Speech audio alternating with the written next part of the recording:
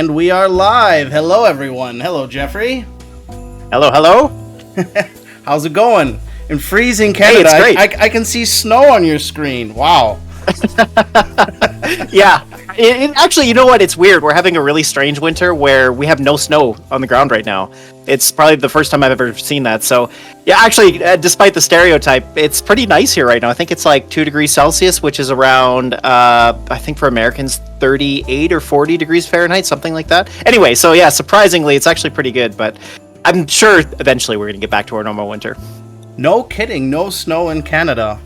Man, I wish strange. there would be snow here. We barely have snow in Germany. I think like the past 3 years. The last time I had a white Christmas, really? I was like half the height. You know what I mean? It just doesn't happen anymore. Yeah, really. Okay.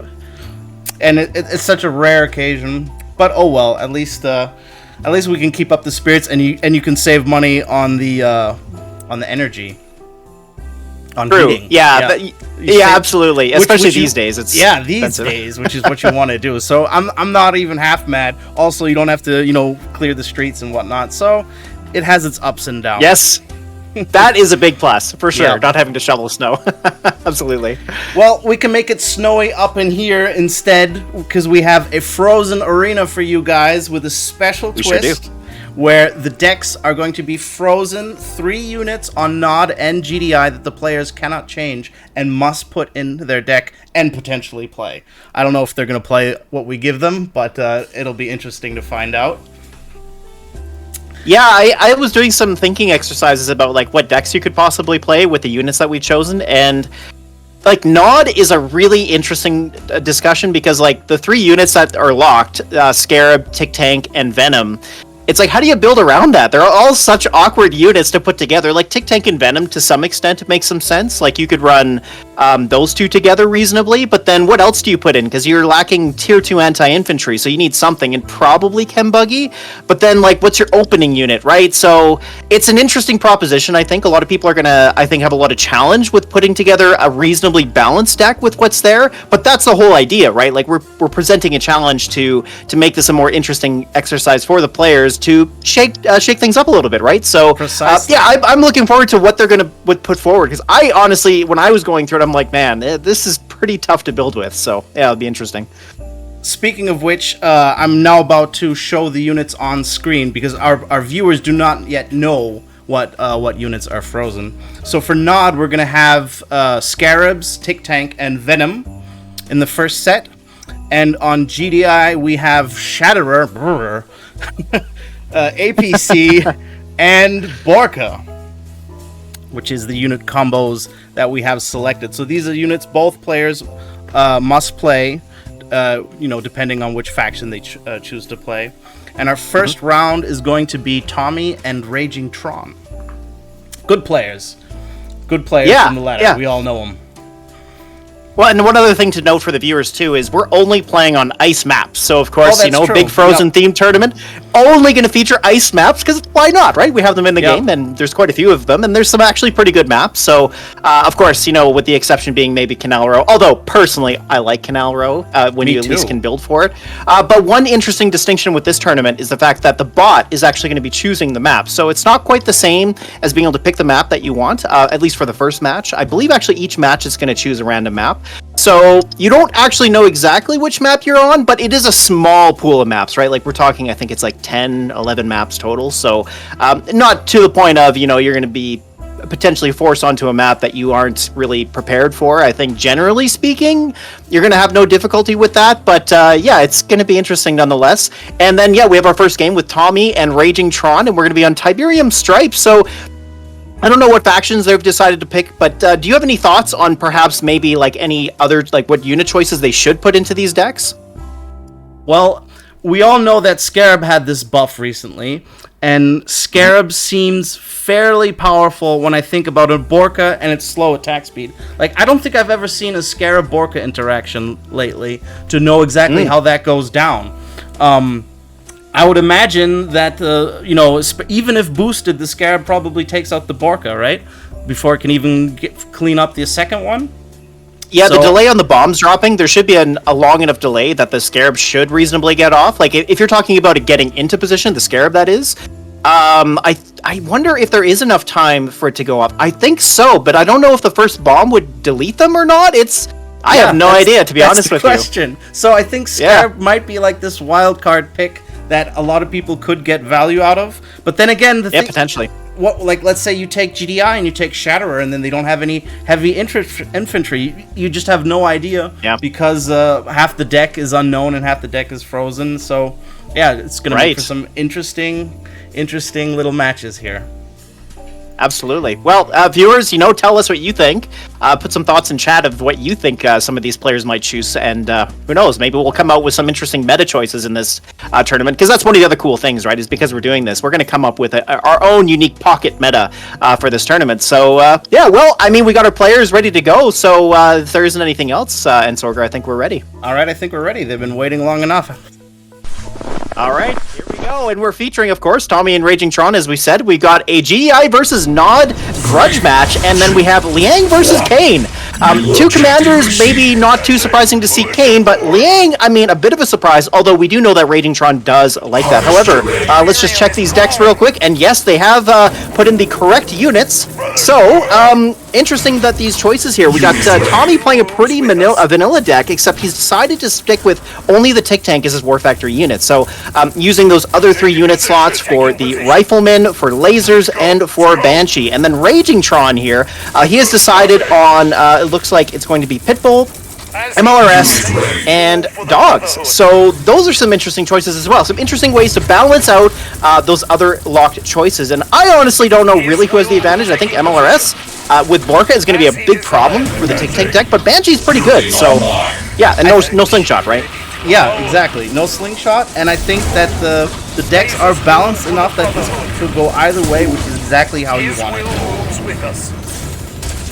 Yeah, I really don't see a big advantage. I do think Raging Tron's deck is a little bit better, but, we'll just see how this plays out. So, of course, Tommy, he doesn't have his Tick Tanks out. He's only gone into his Air Tower and his Hand of Nod, so he's just waiting to get into those Tick Tanks. It is quite a lot of money, but he's decided to go for the tower. He's going to make a push here. The Shatterer is going to go away. Goodbye. And it looks like he just needs to block with those Militants, and he pulls it off. Way to go, Tommy. Go on. Very decisive Kane play there. I like it. It always works out to save up for a Kane and use it at that last second to kill a decisive unit on the field, which then lets your other units, roam free, push in uncontested. It works well, and that's what Kane is known for. And now he can come and replenish the tower with ticks. And Raging Tron does not have an MLRS. He does have a lot of money, but he doesn't have the units he needs to kill it right now. So Tommy's going to get into it very comfortably. I have to admit, it looks like Raging Tron is maybe a little out of practice because he's just not building units very quickly. Like we saw in that first missile where both the top pads just stalled there for a good 20 seconds, I would say. It was just the lasers and the dogs staring at each other at the distance, and nothing really going on much there. It was all down at the bottom there, and it really just felt like Raging Tron, especially with the money he saved up, wasn't really pushing enough. Yeah, definitely. And then now we're coming down to the next missile, and it's looking very red, and Raging Tron doesn't seem like he's going to be able to push on here in time. Maybe he can get that Liang flip out in time, but it doesn't look like it. Joe nearly makes it, but the lasers snipe it. The dogs do get in there and occupy that bottom right hex, or top right, but the dogs are cycling in and out here is very good. The Kane Tower, of course, isn't going to get rid of it right away. He could target the APC, but it's not really going to do enough, as it does take 2 shots for the APC to go down. Now, here comes the Orca Bomber. Might be too late, but let's see here. Gets the bombs off, clearing up the lasers back off, and don't make it all the bad. Oh, the comeback is real, folks. Raging Tron comes back. Beautiful. The dog play, getting him just enough time to bring out that Borka. I mean, I have to say, that there was a dash of luck in there as well. Those lasers were practically on the pad as the Borka was moving in, right? That second laser squad that he didn't get, that was a little bit lucky. So, but a little bit luck is sometimes all you need. And I think we're going to see a big comeback from Raging Tron here now. Absolutely. Well, Tommy here pumping the Banshees out and the Tick Tanks both together. He's really going to shut down vehicles and air with this. He does get both of them, the Tick Tanks, set up in place, full health, so effectively having 6,000 HP, which is almost a mammoth tank when you look at it. So it's going to take a lot for Raging Tron here to clear them out. The MLRS does 2,000 damage per volley, so of course if he does get one into position here quickly, as we see on the bottom, he might be able to clear it in a reasonable amount of time, but the missile's about to fire. We a double Banshee on that Orca Bomber. That top right pad isn't occupied. Needs to get the dogs there. He looks like he will get there in time, but the Banshee's going to steal on the top right. And I think that's going to hold on just long enough. Wait a minute, and oh, there it goes. The two Pitbulls clear just in time. Very, very close game here. And again, the problem here for Raging Tron, he has no slingshot to really shut down these Banshees. So the light air is really effective, and the Pitbull will clear that Banshee now with only one of them. He gets the second one in place. The Banshee flies off the pad though. Oh, but the Pitbull just gets there in the nick of time. This tower here also causing a bit of area denial, and Tommy really just pushing the Banshees out, trying to get this done, but the Pitbulls so far are saving the day. Raging Tron just can't seem to clear them quickly enough, and also that Pitbull is out of range of that tower with a place next to the missile silo there, but finally, there it is. Tommy and the Banshees win the day, and Tommy takes that first one. Oh my god, that was so close. Did you see how that Banshee went down on the top right? Yes, I know. It was like a split second longer, and probably it flips back over. So it was Pitbull and Banshee at the end there, and it was. You know, reasonably you think the Pitbull's going to win that, but I mean, it's tough because the Pitbulls just don't clear stuff quickly enough. That's why Slingshot is generally a better tool for the lighter air, but Pitbull can still get the job done. It's just because of where Banshee sits and its cost, it's easy to spit them out, just like Tommy is doing exactly. Yeah, I have to say, I'm surprised that Raging Tron decided on a no infantry deck at all. That's really what made him struggle so much there, right? The fact that he could just never, even if it wouldn't have been lasers, but just like any kind of infantry would have held on. It just made it so easy for Tommy to get so much value out of his armor units, right? Because his armor, his tick tanks are super beefy. You want to bring out as many of those as you can, ideally, and you get tons of value out of Kane, which was popping Pitbulls and MLRSs left and right. So, like, the fact that Raging Tron went full War Factory there really fed into Tommy's hand, I have to say. Absolutely. Well, and what Raging Tron needed to do was get into position quicker, right? The Kane Tower, though, was an interesting choice. Like you point out, one of the things that did really well was push back Raging Tron. It was difficult for him to get set up. And had he done that, like if we didn't see Kane there, if it was Oksana instead or Seth possibly on a 3-pad map, that would have been a reasonable choice, especially considering he wasn't running any really heavy anti-infantry. That would have been a reasonable choice. But the fact was that the Kane Tower plus the Tick Tanks and the Banshees were enough to continually push Raging Tron back, which is what he needed to do. Because the Tick Tanks, of course, they're not 2-range like the MLRSs, and granted, the MLRS wins that easily, but it takes a while. It's not like a quick snap, like the MLRS does 2,000 per volley, so it takes 3 full volleys to clear one Tick Tank that's been burrowed with full hit points. So it does take some time. And that was really the issue there. So I agree with you. I think the fact that he had no infantry just meant that he couldn't push in. He had no missiles to really compete against the Tick Tanks very reasonably. That's really where he needed to be.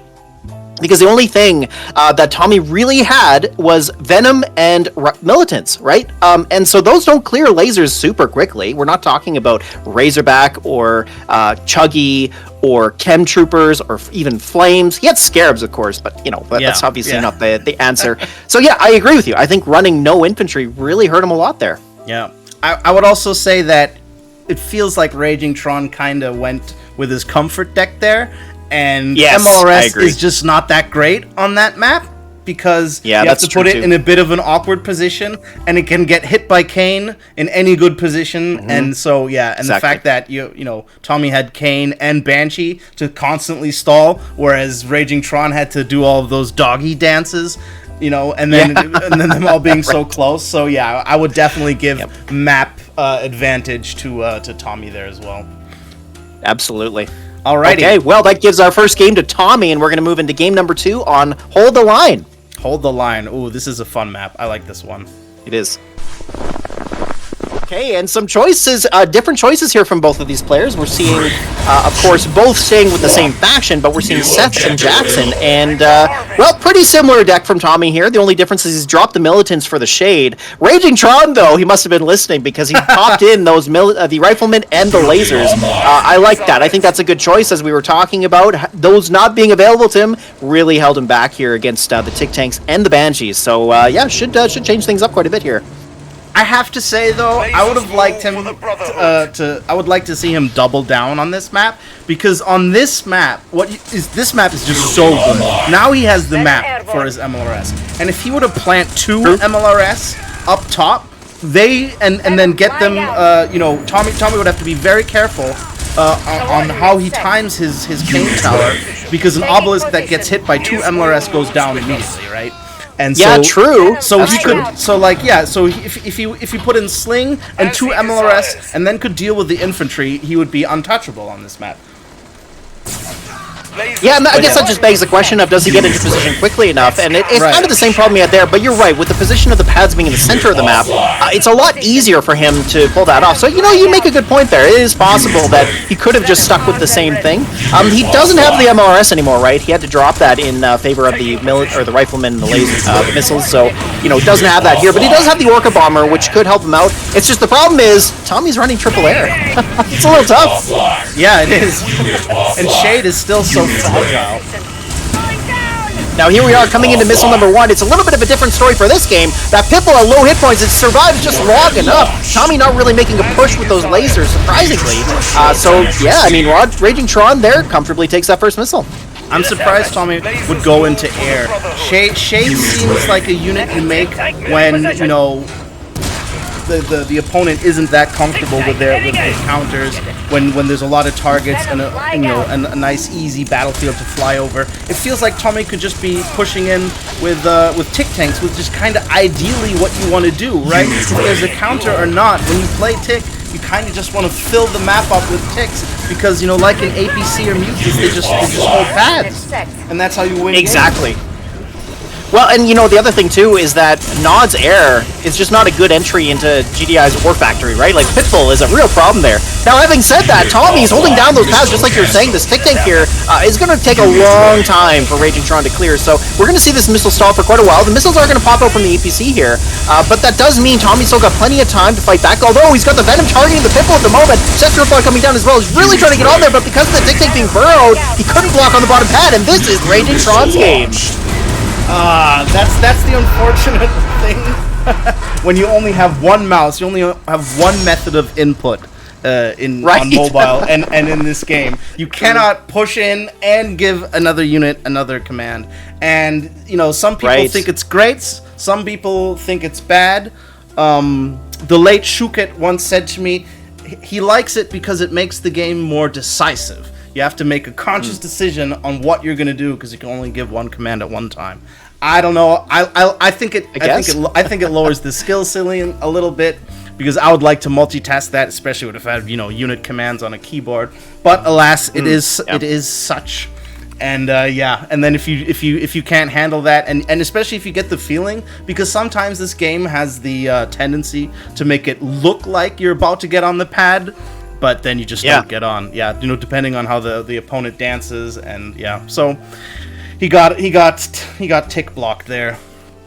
He did. Feel bad. Yeah, absolutely. Yes, he did. Yeah, no, for sure, right? Like it's interesting because obviously, like we talked about, the infantry edition made a big difference, and no surprise there because you saw at the early game, Tommy really struggled quite a bit. Part of the problem was he had to go into his air tower. Well, he didn't have to. I mean, he could have gone tick tanks, but he doesn't have that tier 2 anti-infantry, right? So that's kind of what he was aiming for. And yeah, of course, Venom is in his air tower, and he doesn't have anything else in his War Factory. So that's one of the interesting problems with this challenge, right? Because of the fact that you are limited to what units you can put in, it's hard to make a balanced deck. So it's like, what reservations do you make? What concessions do you make to try and overcome some of these difficulties? But there's really, like in Rivals, you're always trying to aim for that perfect deck, right? Like you're always trying to make the one that's going to counter everything that you might run into.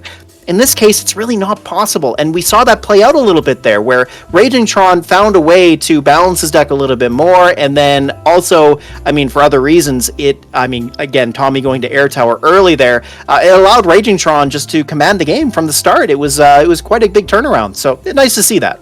Yeah, I mean, I was surprised that Tommy did so well without taking MLRS. I would have been sure he would have taken that unit on that deck, and then when I saw he wasn't playing it, I was like, okay, well then now Tommy's definitely going to win this. Kane is great. Tick is great. But, and he did make the ticks, and we were seeing that the ticks were doing exactly what they were supposed to do, but he just didn't make them soon enough. He started out with Shade, and then he got blocked off the pads. Imagine if those ticks would have been there by the first missile. I think it would have looked completely different. Definitely. Well, and when you're playing Tick Tank, that's the way to play it. You try to get them into position early, because once you get your foothold on the map with them, they're very difficult to dislodge. And really, the only thing that Raging Tron could have reasonably brought to do that is Orca Bomber. The rest of his arsenal there, he had pit bulls and missiles, of course. And the missiles will do it, but really, it takes a long time for a Tick Tank to go down. So yeah, I have to agree with you. I think getting the ticks in early probably would have been the way to do it. Yep. All right, I think we have our players for their next match. We do. Yep. All right. Oh, and we are off already. All right, game number 3. It's tied 1-1 on our first game of the Frozen Arena. Always love to see that. And here we are on Peaks and Valleys. So, deck-wise, it looks like Raging Tron's happy with what he picked and built, so he's going to stick with the same thing. But Tommy made a big change, and now we're going to see the mirror. Oh, it is a mirror. Would you look at that? Except for the commander, I guess, right? Strong Arm versus Jax. True. That's the only difference. Good point. Marching orders received. So what? We're going to see a little bit of early game prowess with Strong Arm, but then again, boost on Borka these days, man. Have you seen an unboosted Borka lately? It's not very good. But other than that, not many like especially strong commanders. Units that you would want to boost. Maybe Shatterer if there's a ton of infantry flying around, so I don't know. I think Tommy might be able to extract a little bit more value out of the commanders here. Well, and let's see who's going to take this first missile. We got Raging Tron trying to get some value out of the Shatterer, but he's getting pushed off the pads here. And yes, he is trying to get there. He doesn't get to push onto that middle pad there. Nice blocking from Tommy with that Pitbull, and he takes that first missile. Well done.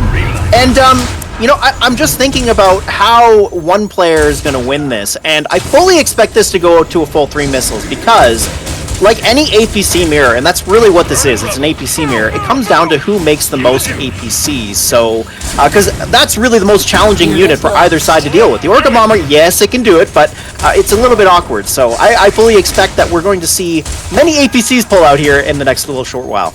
Yeah, it could be an APC match. I mean, it's a long-lost passion, the good old game of Rivals Chess, aka APC mirror. And and Strong Arm actually makes a difference in an APC chess match, because once you pop an APC, you Strong Arm the lasers, and it means something. Right. Yeah. Look at that. So we saw that turret come down to the top part of the map. A bit of a strange place to put it, but it did stop the Pitbull from getting at that Shatterer. However, the Pitbull does get onto that bottom pad. He needs to clear it in time. Nice blocking with that APC as well. He gets the Pitbull in position, but doesn't get the block on the bottom X. So there we go. We see a nice stalled missile coming in. Raging Tron might be able to claw this back. The Shatterer moving down as well to clear up these lasers, missiles, and look at that, the hover becoming relevant. You love to see it. The Shatterer getting onto that top right pad. Of course, the APC will eventually defeat it, but it's going to take some time. So here, can Raging Tron stall the missile out long enough? He's doing a good job dancing the Shatterer back and forth, stopping those riflemen from getting onto the pad. We see a bit of a switcher with the rifleman going up to the top hex of that far right pad, and an Orca Bomber coming out as well. Now with all 3 pads secured, Tommy takes it back, and he gets game number 3 and the victory. Wow. That was a lot more exciting than I expected it to be, I have to say. Yeah, it was a good game. It was a good game. That turn at the top was like, it almost wasn't relevant, but actually in some ways it was just forcing the Pitbull to go down, so... Yep. Yeah, it was interesting. Yeah, it was and then the Shatterer going over the water, which is something that you just don't really expect, right? When you have a unit on that blocking pad, you're ready when you expect a unit to slowly walk its way over the left side, but to then just cut straight through the middle, I think kind of caught him off guard. Certainly caught me off guard as a viewer.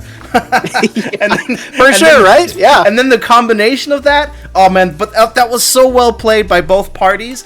I can really see, as this game matures, the skills, the players' skill matures as well, and you can see that when you see relevant movement in parallel. You can see the Shatterer coming down while the Pitbull moves onto the pad, and you can just see the level of micro increase in this game, and that is a lot of fun to see, and I really like following these players as they move up in this game.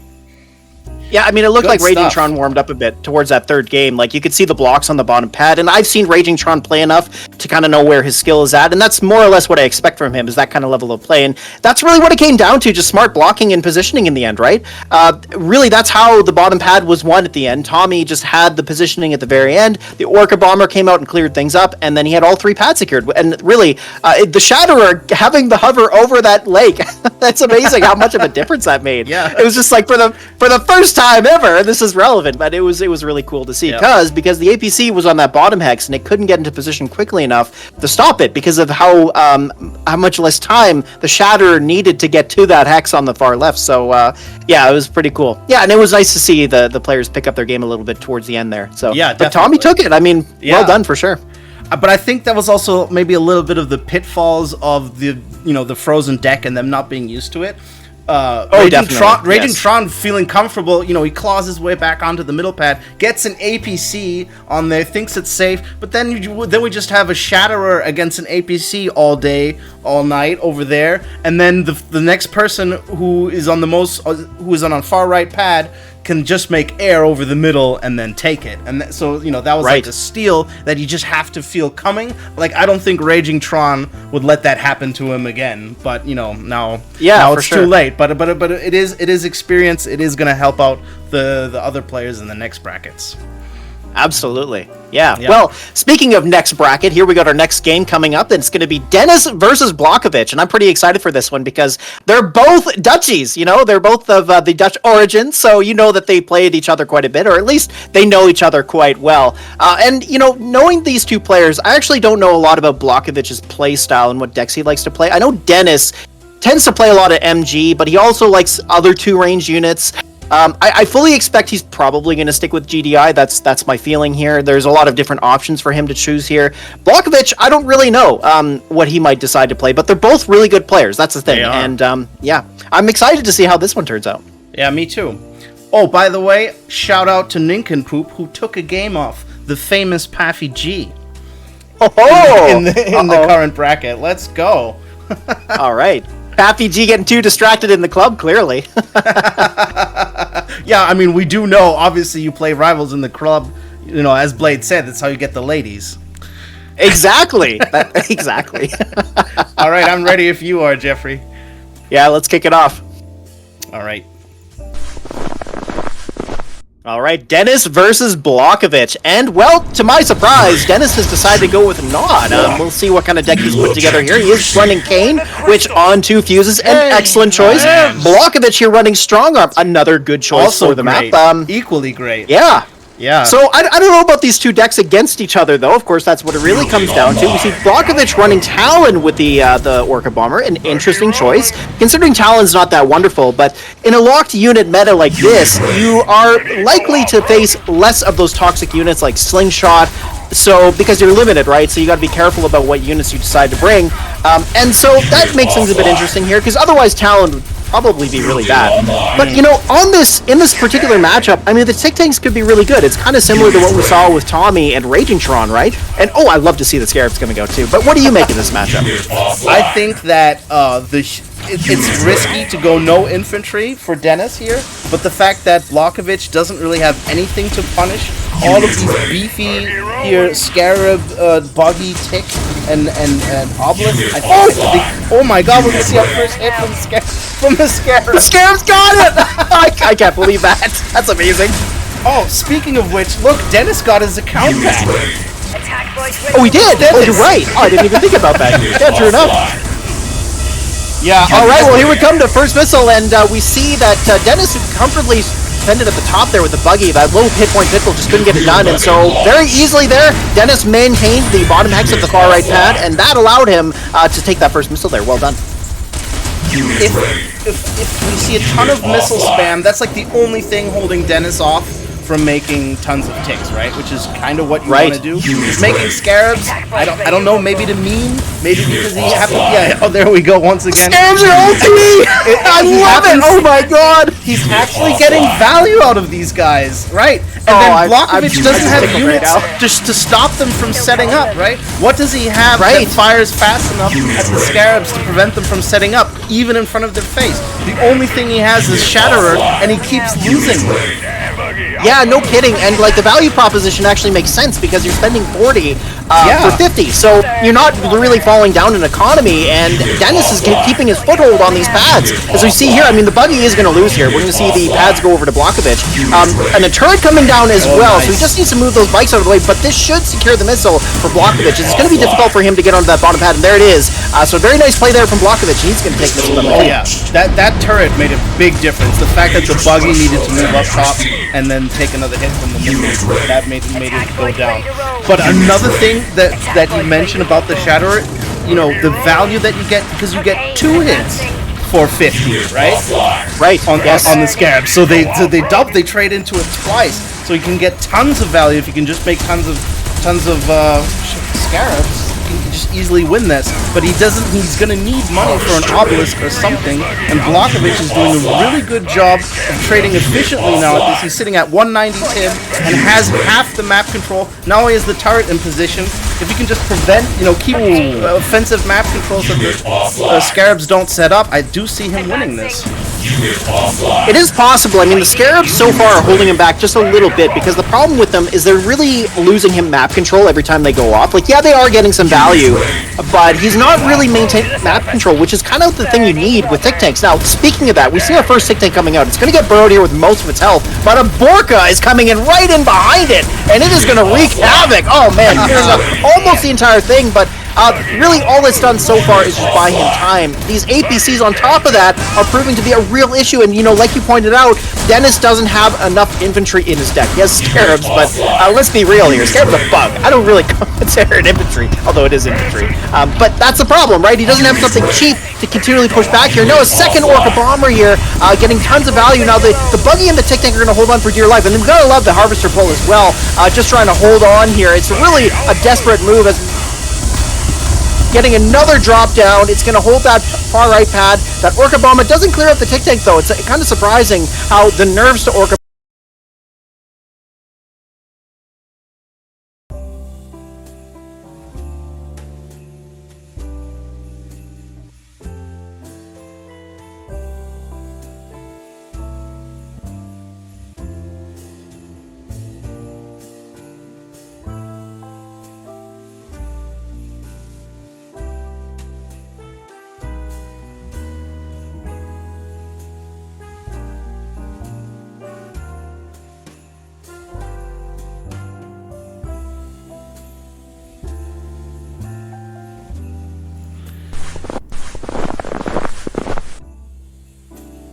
Alright, sorry about that, everyone.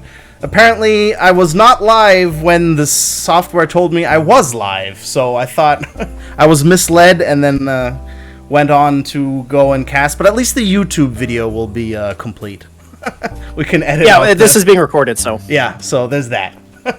So you can miss the game that we missed, but other than that, yeah. We're good now, I think. But it is thematic, right? Right, Entsorger, we were saying, you know, because it's a Frozen-themed tournament. The stream had to freeze, The stream has to so, freeze. You know how it is. It's all Legion. It's the Legion algorithm doing this. Exactly. Yeah, that's right. Okay, well, just to refresh everybody, so we are moving on to game number 2 between Dennis and Blakovich. This is going to be on Hold the Line.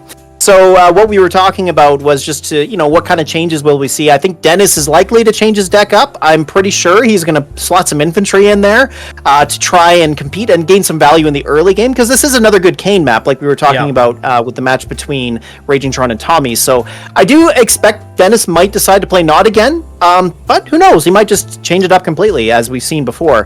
Blakovich, though, I kind of expect him to play the same thing, as it worked quite well, and the APCs are doing a lot of work, so I fully expect he'll likely continue with that, but yeah, we'll see. All right, let's check it out. All right, let's get into it.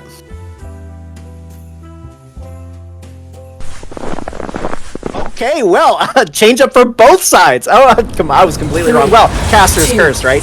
So we got Jade versus Liang, and Dennis here, he's once again not brought any infantry here, so I'm surprised to see that, considering the pitfalls he had. Granted, it's a very different deck, which really, in this case, it's a Fortress-style deck, so he really wants to have Slingshot, and that's a good call, because, of course, Blakovich has Venom and Banshee, although he still has Chemtroopers in his deck, so he has a way to beat down infantry, but there's no infantry for him to beat down, so that's going to be really interesting.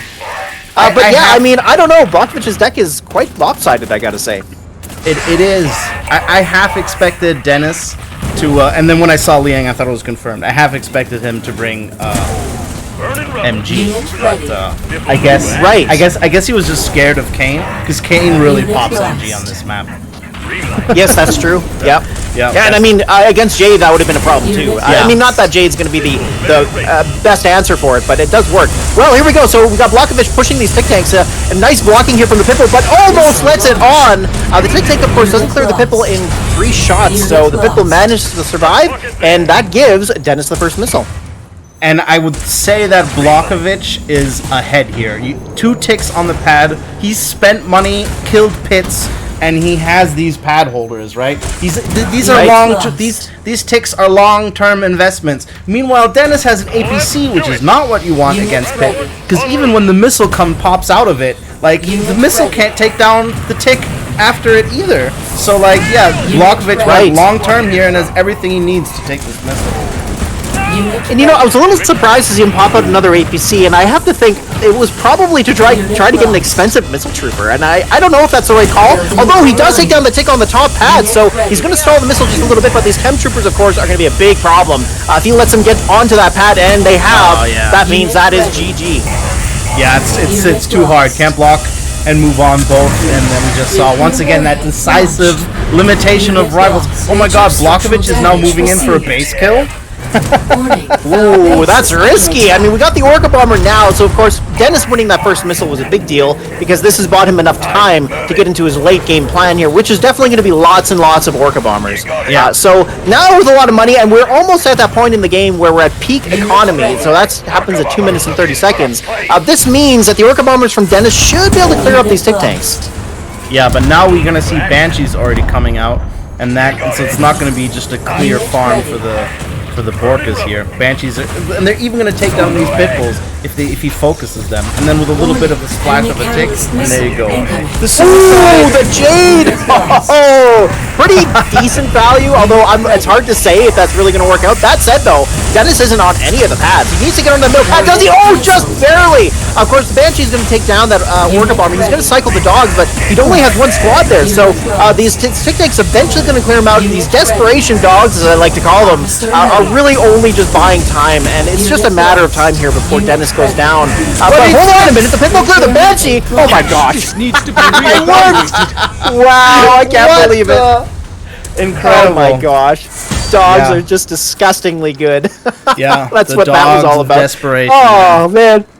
Exactly. And it worked out. You know, honestly, most times that happens, it usually doesn't work, but because dogs are so tanky and because they're quick enough, and they're a squad-based unit too, right? So that's part of the issue.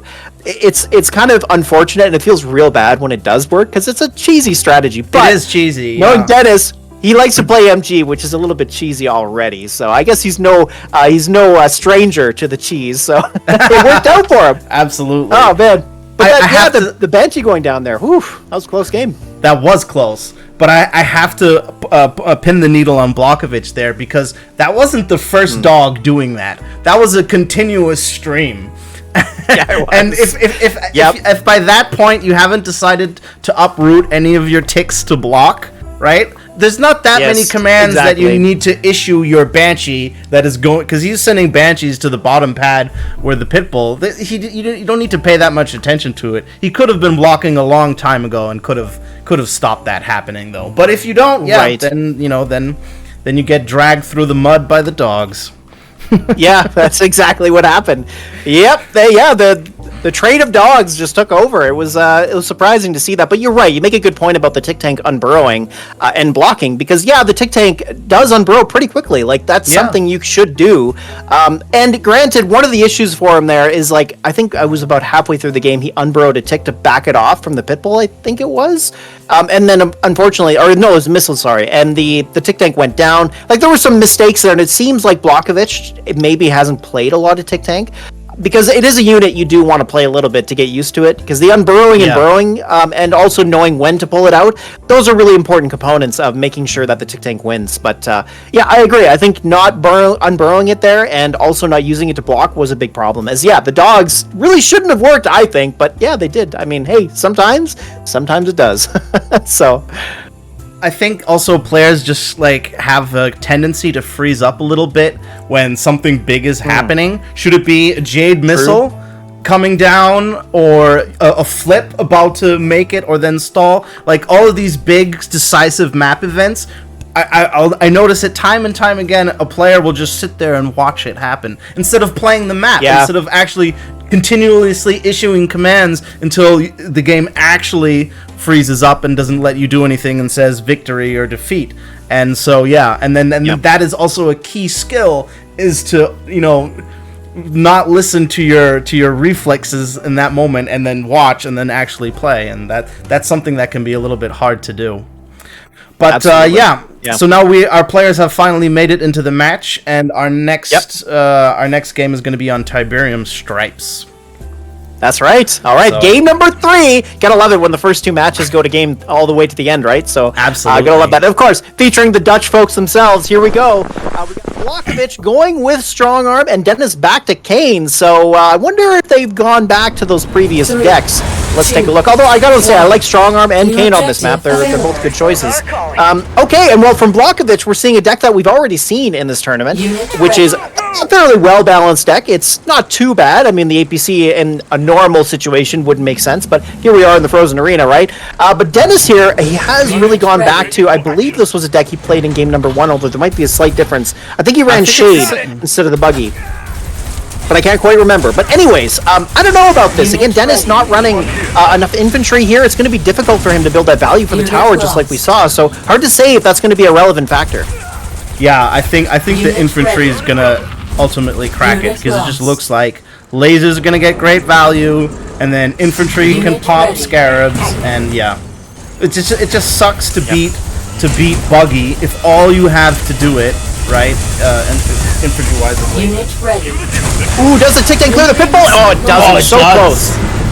Oh man, not in time, but it managed to get there. It just wasn't really timely enough for Dennis to stall the bottom pad, so unfortunate there for him as he lost that first missile to Blakovich. Real close though. Yeah. Tic-Tac doing what it does best. Sure, yeah, exactly. Well, and I mean, from here, Dennis does have it in position. He needs to maintain that positioning because Blakovich doesn't have a lot that will deal with it. He does have lasers, and that's the one problem you pointed out that Dennis is going to have an issue with, which is dealing with these missiles, right? He doesn't have anything that quickly deals with them. Yes, the Buggy wins, but it's not by a lot. It's not a hard counter, it's a soft counter. So, yeah, it will do the job, sort of, but it's not going to be enough. So we'll see if Blakovich identifies that weakness and takes advantage of it. I wonder if we're going to see some venom against these lasers at one point. Is anyone ever going to build it? So far, I haven't seen a single venom. No kidding. Yeah, well, we did see in the first game, but, well, there it is. So the Tic-Tac holding ground for that entire missile, and still surviving, and it allowed Dennis to claw back this missile, especially with those Scarabs, too. The Blakovich didn't really have a good way of pushing the APC on, because the Scarab, it won't clear it in 1 Scarab, it will clear them in 2, so the missiles would maybe die from the fire, hard to say, but I guess... Actually, you know what? I think the Scarabs would have lost on the pad, right? So it's going in for it. Oh, here we go. The Scarabs are pushing in, and we see 1 go off. It's going to clear most of the APC's health, but again, not quite enough for 1. Ooh, and this Borka's almost got the middle pad down now, and now things are looking very good for Dennis.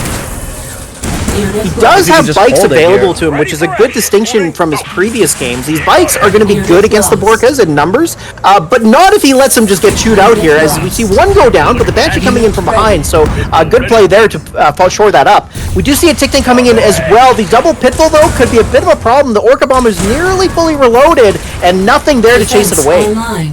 Ooh, and a turret on top. This is really getting desperate here.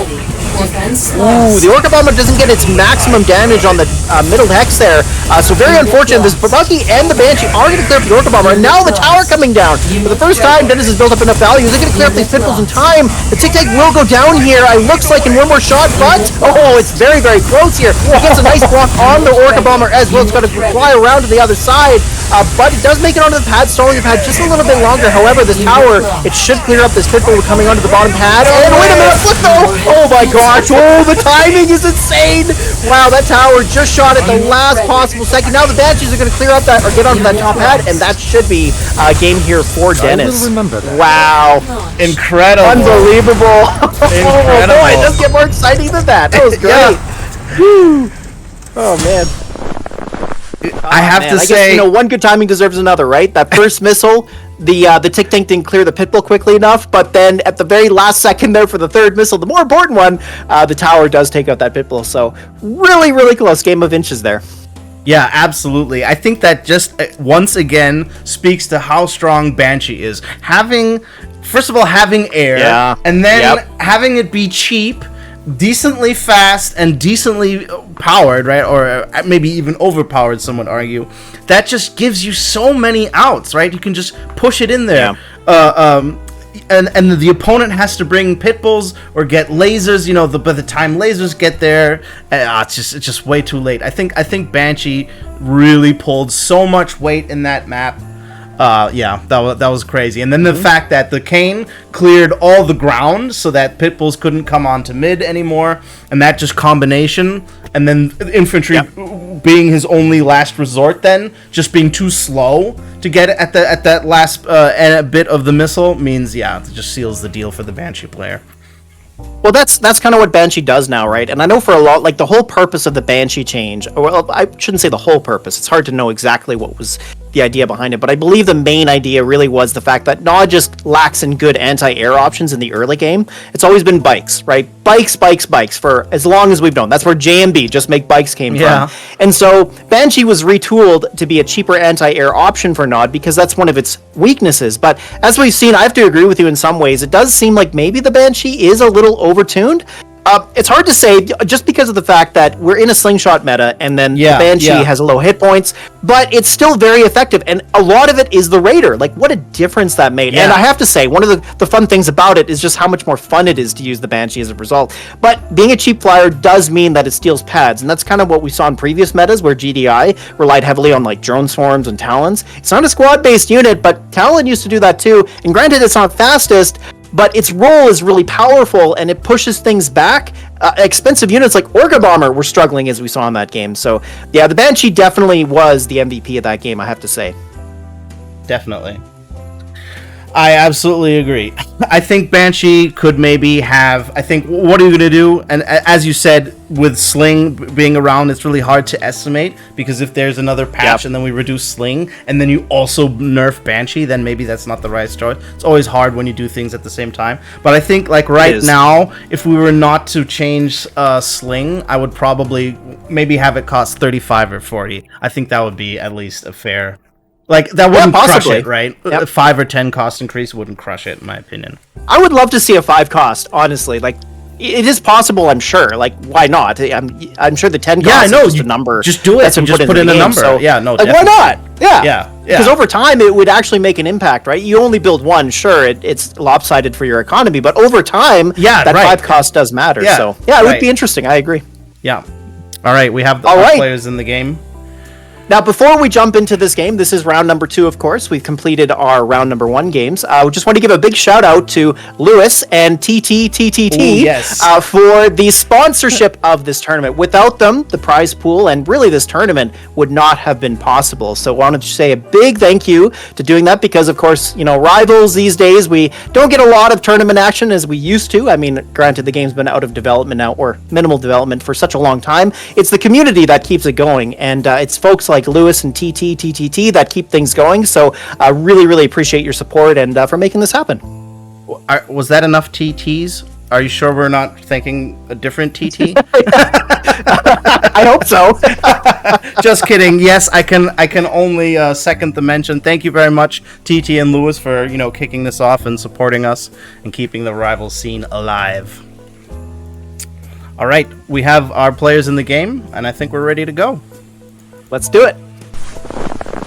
All right, Tommy versus My Dad's Better. Now, My Dad's Better, I'm trying to remember his username in Twitch, and I can't remember. Maybe you know. But I'm familiar with him as a player, and here we're going to see a Nod grudge match for, I think, the first time. And it looks okay. It is basically a mirror, except, of course, we've got Kane versus Oksana, which is quite a big difference, especially on a map like this. Down the middle again. Whatever happened to Canal Row, my favorite map? There's so many other in the pool. They don't seem to be popping I know, right? Up. Yeah, but the randomizer's not giving us different maps. But the Legion wants what Legion wants, That's true. Yeah, it does have a mind of its own. Yeah, it does. Like, that's what it was built for, right? Exactly. That's right. Oh, look at this, baiting out tons of riflemen for Venoms. Yeah, an interesting tech switch, and not such a bad tech switch because we're going Nod versus Nod, where the air tower isn't quite as punishing. But that said, Tommy there had all the pads secured using Militant, so the tech switch didn't really pay off for My Dad's Better. Granted, we can see that change as we're moving into missile number 2 here, but yeah, so far it's up 1 for Tommy. Yeah, and now these Venoms are like seemingly useless. They have nothing to do, and the Banshees just can move in and take them out. Yeah, these Venoms are having a bad day. Yeah, you lose the missile and you lose the unit. It's really not paying off for Dad's Better here. Not at all. And you know what? It's also a little bit punishing for My Dad's Better to go into Tick Tanks, which kind of, well, it wouldn't help him out here at all. But not having a cheap anti-air unit, like, he does have Banshee, but Banshee v Banshee is not great, Yeah, no, it's not. It is hard to say how it's going to pull off here, but I mean, Buggy or Bikes would have made a huge difference in this matchup. Yeah, definitely. Or maybe even some boosted lasers at this point, because there's not that. The Venoms are all half HP, but you have to do something, and pushing in with Banshees is just not often a good idea. So we see My Dad's Better take the bottom pad there against the Venom using the Banshee. Now he's pumping them out in numbers, but it's going to flip back and forth quite a bit here. Will the Banshee go to the bottom pad and use his Raider? Oh, it's so close. The boost comes in just a little bit too late, and there it is, missile number 2 for Tommy, and really just came down to an air war, because that's kind of what happens when that's your best unit in your deck. The Tick Tanks had no role to play, so yeah, it's inevitably going to become an air war. And the unfortunate thing about that, it comes down to defenders' positioning, which Tommy had in spades. So exactly. And also there was a bit of an unusual unit composition from My Dad's Better too, right? Like the Venoms weren't doing much, and we didn't see any lasers as well, which is a little bit surprising. I mean, the lasers probably would have been a good choice at some point during that match. And also, I think My Dad's Better could have used the boost a little bit better, because that would have been a difference maker potentially. He did use it on the top pad, which helped him stall the missile out, but he was a little bit late on the second time when he pulled it out at the very last part of the missile there. So yeah, a little unfortunate to see that. Yep, it's a shame. I think I also noticed that some of these players we haven't seen in tournament. I think, for example, My Dad's Better's first time in tournament, and then not playing their comfort decks can just sometimes really push people out of the element, because they know exactly what they're doing with their ladder deck, right? They have this pattern that they follow, and they know, okay, opponent makes this, so I'll make this. But having these frozen decks means you have to kind of redefine, sit back, reassess everything, and that really pushes some players off guard here. Totally. Well, and a lot of people forget about the deck building component of Rivals. Like, obviously, the game's played on the map, but it's also played before the map, right? Like, if you look at Tournament Rivals and you look at RTL, for example, Rivals Team League, a lot of the success in that comes down to your deck composition and also coming up with counters. So that's what I like about this tournament format, is the fact that we're forcing players to rethink the way that they build their decks, because you're not able to really come up with your comfort decks. All these locked units are definitely putting obstacles in the way of what they normally play. So I like to see that, and exactly what you said is right. The fact that these players are really having to shift their thinking about, what do I play, and that obviously is causing a lot of problems for people here, because you can see the decks are very unusual, which is what we wanted, and it's adding an unusual component to the games that's made them quite exciting. Yep. Oh, and finally we're gonna have a new map, Frozen Road. Let's go. Hey, there we go. Well, and just to add, so My Dad's Better has forfeited the game. He's decided that the Banshee power was just too much for him, so he's forfeited the game, and that means Tommy is going to win that set. So now we are going to move on to another match, and this is featuring Roka and Paflagon too. All right, we got Paffy G in the house. Of course, we all love Paffy G. It's exciting to watch him play. But Roka, from what I've heard, Kenny was telling me that he's probably a top 10 player right now. And so I'm excited to see what he can do. I think what seems to be happening also with the signups today is there seems to be a lot of Christmas parties going on. I've already heard from other players that are still in the in the sign up sheet that they're playing from a Christmas party. So that's awesome. So taking quick breaks to step outside, win some rivals, and then go back in when it's not their turn. So Right on. yeah, so we might have Love to that. excuse some of the players, including My Dad's Better, who are all at these events and then have to sign out or sign. Maybe they'll might come back. We'll find out soon enough. Right. Yeah, for sure. Oh, that's cool. Oh, and it is that time of the year, right? So have to expect that. So we are just waiting for the players to join, and we are going to be, as Entsorger pointed out, we're going to be on a different map now. We're going to be on Frozen Road. I'm sure we're all tired of seeing Hold the Line and Tiberium Stripes, but yeah, we are moving on to Frozen Road. And just so you know, there are a pool, I think it's 10 or 11 maps that the 11. bot can choose from. 11. That's 11, yeah. Yep. So we are likely to see different maps from here on out. You're probably thinking, is there only like 4 or 5 maps in this tournament? No, there are more. So here we are. We're going to be on Frozen Road, and again, a lot of these maps seem to be paying out well for Kane and Strongarm, as we've seen probably those two the most out of all the commanders.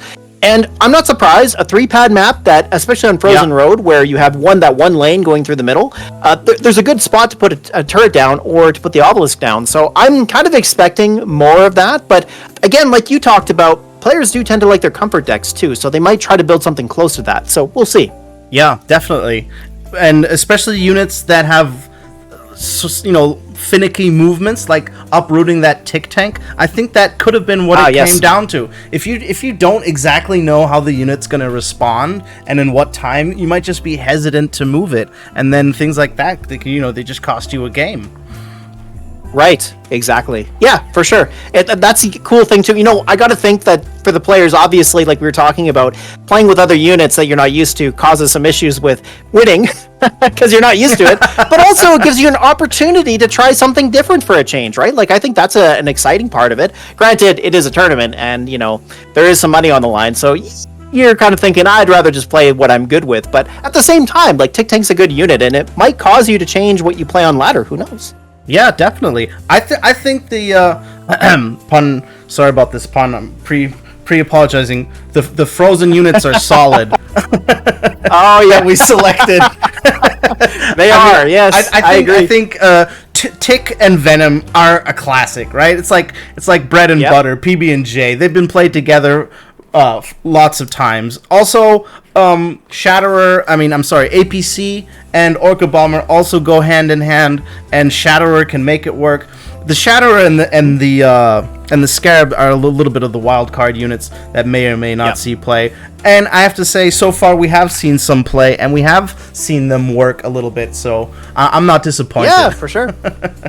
and like we were talking about at the beginning, this type of format will create a pocket meta for the tournament, and we're seeing that a little bit. Like, so far from GDI, we've seen that Rifleman, Laser, Pitbull, Shatterer, APC, Borka deck quite a bit, with Strong Arm usually. That seems to be quite popular, but then from Nod, we've seen a lot of experimentation. And, we don't see a lot of Scarabs getting played, but like you said, there were a few games there where they were pretty impactful, and they're not bad these days. Like, Scarabs used to be a meme unit. I mean, they're definitely not meme, they're definitely not great, but they're interesting now. Like, it's surprising how much the health change actually did to them, because now, for 40 cost, they kind of make sense in some ways for the value proposition. It's just they can cause problems, though, like when they fly off the pad, they stop holding the pad. That flip thing. There are some problems with them, but right. But that is such a skilled move. Like, I wouldn't expect to see that happen intentionally outside of the finals or maybe semifinals. Like almost every time I've seen a replay where someone shared that or it's been posted on YouTube, it's been more of a luck kind of thing. Oh wow, look at this lucky flip! Like I don't think anyone has practice with that. Timing that. That's something. Who was it? Striker or Sniper and Blade could probably have practiced back in the day. Do you remember when they did that? Oh, for sure. Did that offline practice sessions? Yeah. Oh, yes, I do. Oh man, Striker. Oh, I miss that guy. He was the biggest nerd of Rivals, I would say, at the time, because I remember way back when, this was like, we're talking 2019, like early 2019.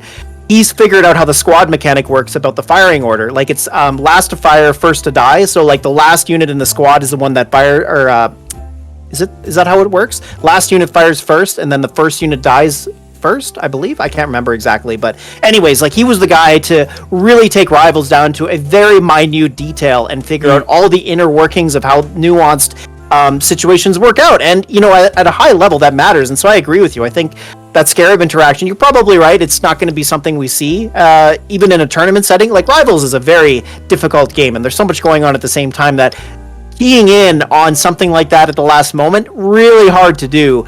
But yeah, you're right. Like, guys like Blade and Striker totally would have practiced that. They were exactly those types of players that would want to figure that out, because, there's going to be that one game out of 1,000 where it becomes relevant and you win for it. So yeah. And then that's what I like about esports is if there's a lot of money on the line, then players will go to such lengths to practice the most menial, minor details to such an extent, and then you can see these players pull off all of these crazy stunts that you'd almost never see in casual day-to-day games, and that's just what makes esports that little bit more exciting. Totally. Well, especially Rivals. I love Rivals as a viewership game. I think it's so much fun to watch, and today it still is. Like, we've got, 50 people here.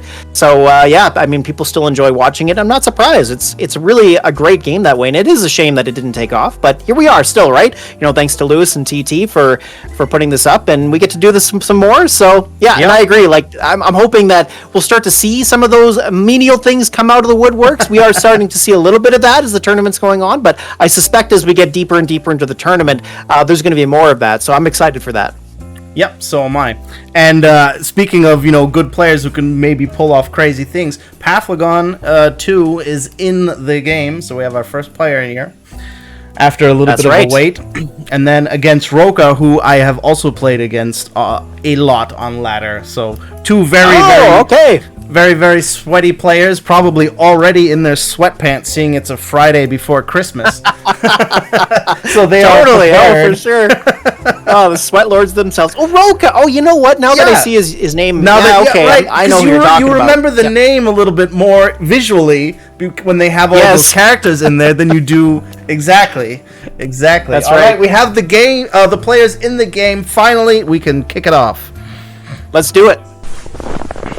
All right, here we go. Another game featuring Roka and Pafflagon 2. You know him, you love him. And here he is playing GDI, and that is not a surprise at all, but we're on a different map now, so I love to see that. We're on Frozen Road. And let's take a look here. So, Paffy G is going with that, I'm going to say, the meta deck of this tournament so far, which we've seen quite a bit using Strong Arm, which is a good choice on this map. But then Roka, he's not going with any really cheap infantry outside of lasers, so it doesn't have anything really to contest missiles effectively. That's going to be, I think, his main problem here. But the rest of the deck seems pretty good. He does have Seth, so the Flamers might be a way to do that. But Paffy G, he's a smart player, so I fully expect him to take advantage of that weakness. Yeah, it's as you just said, the meta deck of the tourney so far. I think it's close to being solved. We're seeing a lot of repetitions, and then we're seeing the player that has not lost to it still make the same mistakes. That's what it looks like. Right. But it's a little bit too early to tell. There's always tricks up their sleeves, and can still surprise us. Absolutely. Well, here we go. We got the buggy cycling in and out. That low hit point buggy going to the left pad to hold it there. We got the two buggies here dealing good damage here to these missiles. He just needs to hit the block. Doesn't quite get there, though, but he moves off the pad. I'm a little surprised to see that from Paffy G, as that's going to cost him the missile. There it is. Roka coming in with missile number 1. Yeah, I think Paffy G has been taking a little bit of a Christmas break. And probably. That misclick might have been due to the eggnog or something. Yeah, the rum and the eggnog, must have been. Yeah, that was definitely a misclick for sure, because that's not a mistake we normally see from him when he's in his, best shape. Absolutely. But Pafflagon, maybe he just needs a missile to warm up, one missile makes the base nice and toasty. Yeah, right, absolutely. Yeah, it sure does. And now we're going to actually see someone else play Venom. And we do know the fantastic damage that Venom has. And Pafflagon is not retargeting, deciding to finish out the buggy first, which means lots of Venom damage. And then we do have the Seth wildcard, so when Pafflagon overcommits the lasers, we have the Seth come in that can just clean everything up, but it's being nicely countered by the turret. Oh my goodness. Wow, yeah, that turret did some really good damage, and because of the positioning, it was just very difficult for him to get any value out of it. And here we go, Paffy G getting on the far right pad with missiles, the Borka coming down on the bottom as well. But again, we're kind of seeing this a lot in this tournament, where the Borka just doesn't clear up tick tanks really quickly. And look at that dancing with the tick tank as well. That secures missile number 2 and gives Roka the first game. Wow. It's not that easy to block under air, I have to say. More often than not, you can misclick a little bit there, and it's so finicky, and then in such a way that then the other player gets onto the pad. But also on top of that, Paffy, the fact that you know that it's a little bit faster for your unit from the top right pad to go to the mid pad, then did you see that switch there in that last second? That would have been decisive. So if Roka wouldn't have been on top of his game, ready to block with the tick, Paffy would have gotten on there by that little tiny switch there. Yeah. So that's one of the things we talked about before, was the fact that you need to unburrow the tick, and there is a timing component to that. You need to do it early enough so that the tick can actually be mobile. And yeah, you're right, Roka picked up on that, and well played by him. That was a pretty strong game, I have to say. I mean, Paffy, obviously, maybe he needs a bit of time to warm up. He's had a few drinks in the club, but that's all right. It's only game number 1, doesn't really matter too much. We know Paffy's going to try again.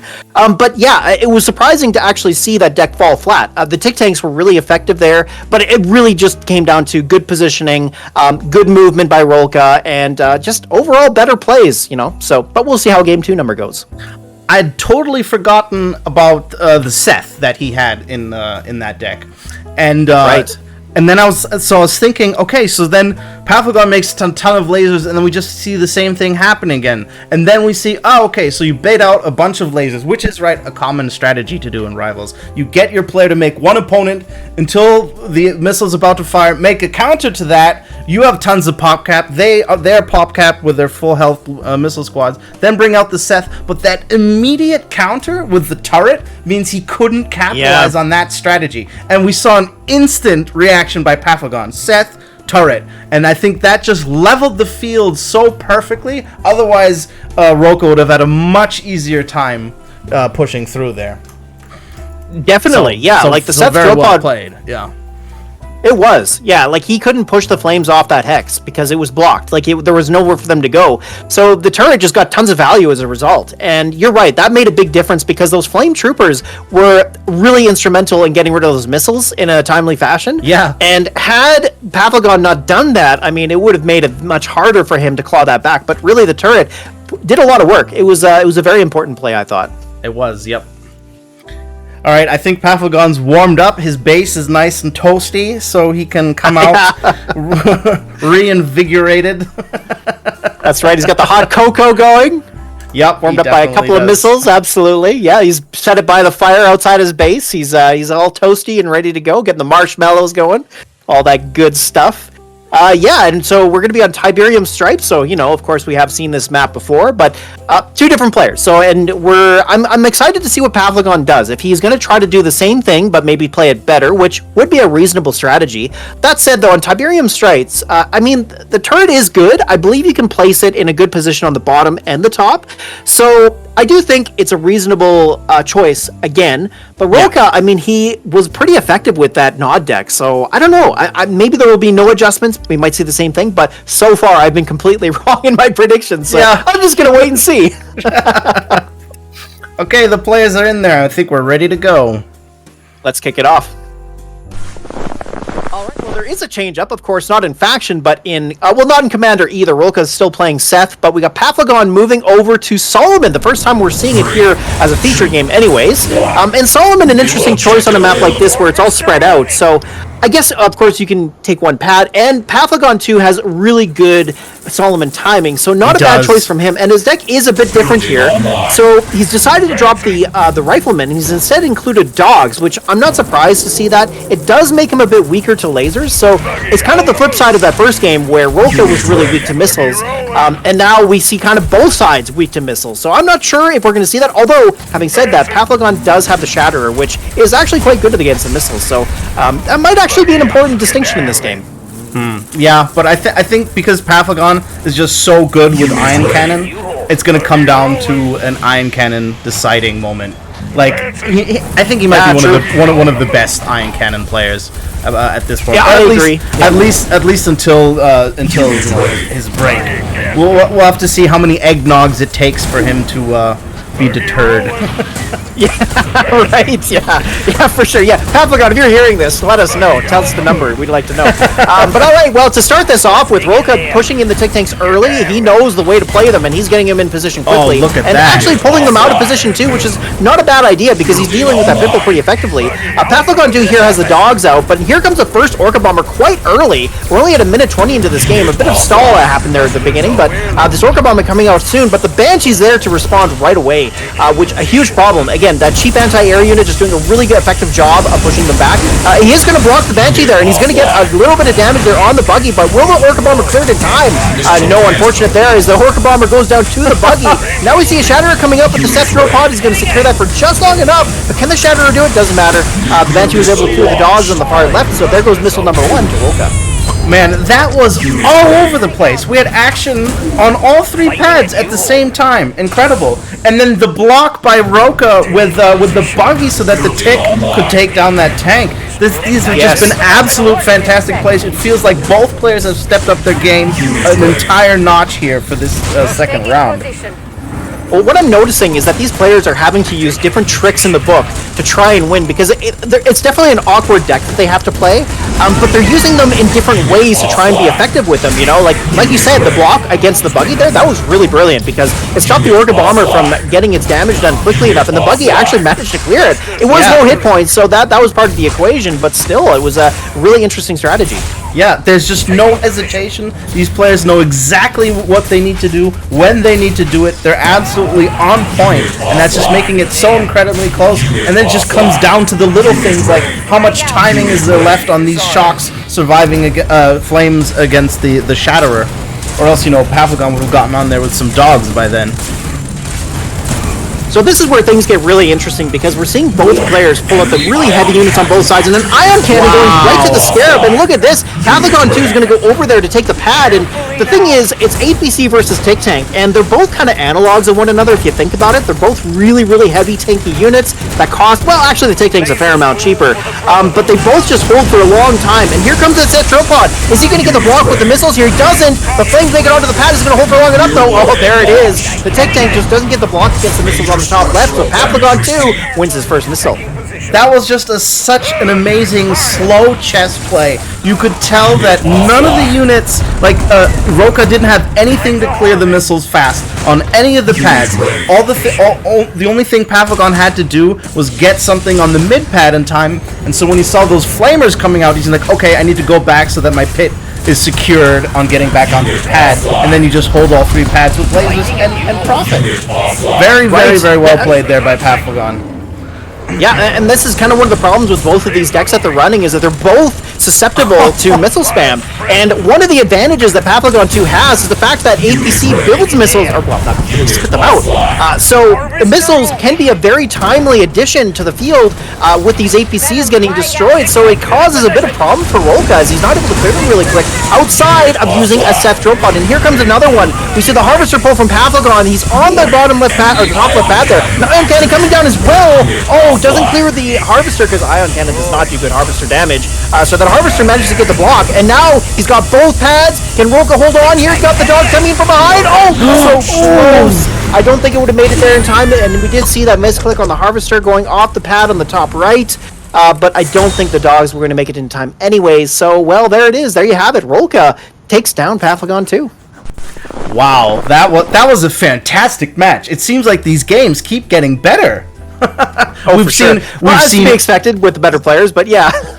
Yes, you're right. No, it's interesting. But the bar started so high already in the first brackets. Like the things the games Dennis and everyone have been pulling off.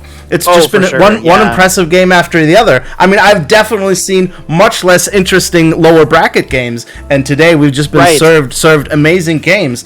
And I think, though, in that last moment, I saw the key losing factor there for Pavlogon, and that was having a Borka on the far left pad near Roka's base, right? And then bombing his own lasers. What he would have needed to do, the key moment, I think his focus was somewhere else. He brought down the Ion Cannon on the mid pad, didn't get those flamers in time, but even if he would have gotten the flamers, the Harvester's definitely surviving, so his focus was there and not on the key unit.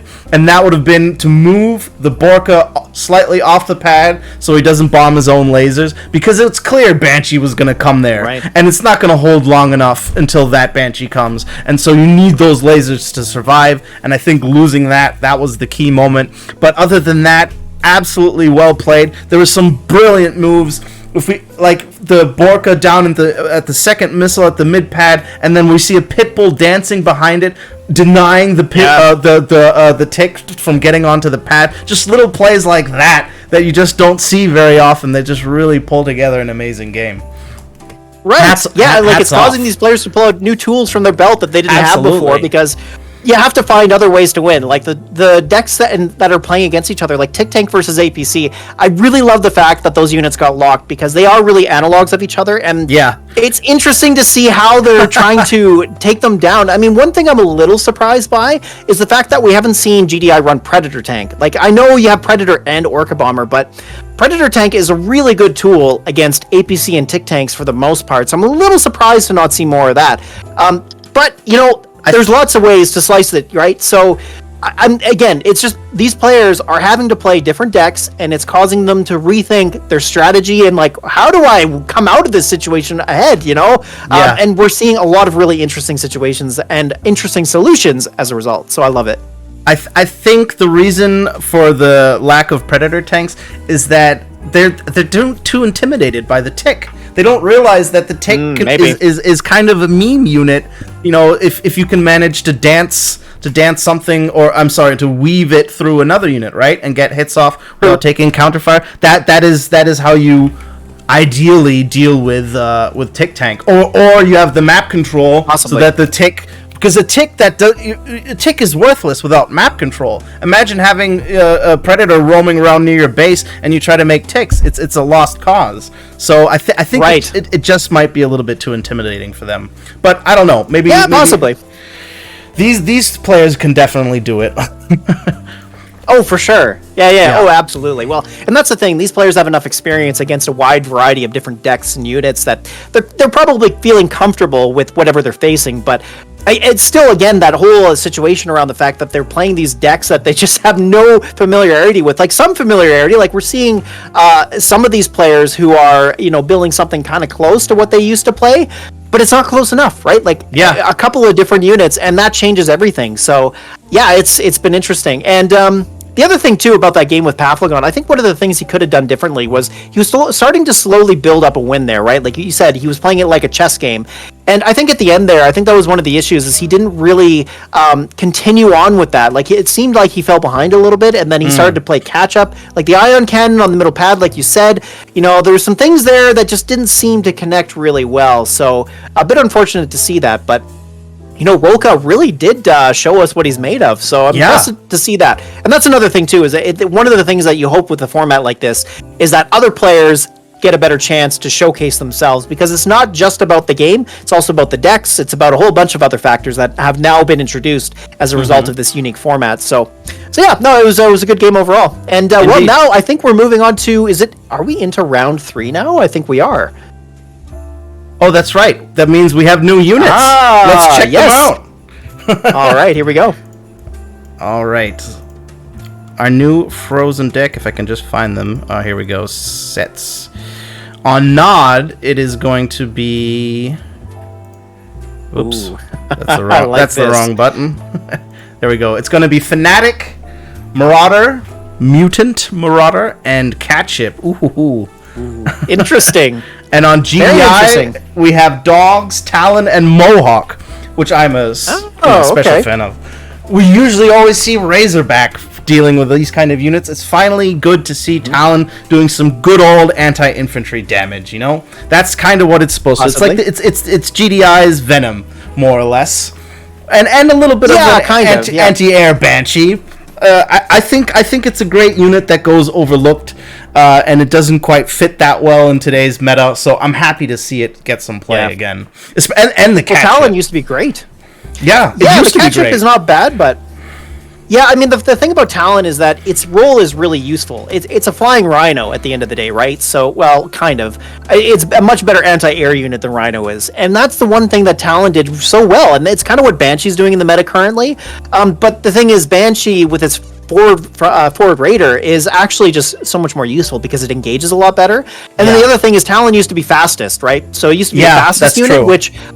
Unfortunately, it devolved into the fact that GDI would just spit out these Talons to take pads, and that's not a great thing. You know, we don't want to see games that are decided by, I just have this flying unit that gets to a pad quickly enough at the last second to stall it out. It's not great in terms of competitively speaking, I mean, but it is a really great unit, like you say. Its unit roll is effective, and that's the thing. It can shut down certain situations that other units can't. So I agree with you. I'm happy to see that. Dogs, though, I'm a little surprised that we locked that one, because I gotta say, Dogs are a really good unit. That said, though, so are Mutant Marauders. I mean, we have a kind of it's two sides of the coin in both of these factions, so it's exciting to see that. But Catship, I wonder how players are going to make use of that. Well, I guess we'll have to find out. And it's going to be on Canal Row. Hype, let's go. Surface, all right. Surface against Tommy on my favorite map. Oh, I'm so excited. Okay, well, no surprise here. We see GDI, and but only Strong Arm on one side. Strong Arm being a really effective tool. Surface here is going to run Solomon. Again, the reason why I think GDI is a good choice here is because of flying units, right? We have Talon already locked in on both sides, so that alone makes it a better choice for the map. And also Mohawk. Mohawk is quite useful here. And Surface here really going for a meta-relevant deck. He's got JJT, Sniper, Dog, Slingshot, Talon, and Mohawk. A pretty interesting deck. Of course, a little bit on the weak side for anti-vehicle, which could be a problem if Tommy can get these APCs online. So we'll have to see if that becomes relevant. Yeah, interesting. Jump Jet, I happened to play Jump Jet Sniper a couple days ago, and I really noticed that it's very lacking in a lot of ways. But the fact that we have all of these frozen units and that Surface is playing Mohawk, that just might pick up the slack for that. Yeah, possibly. I mean, the turret could get some key blocks, because you can place it on the bottom side of the pads. I think its most useful place is between the rocks. But, we'll have to see. Well, Tommy here, he's going to try and secure this far right pad, but Surface, he's got the Jump Jet sitting there very comfortably. They're just going to have a cup of tea while they wait for the missile to fire, and there it goes. Yeah, this feels like a very good map for Sniper. Also, Jump Jet's not too bad here either.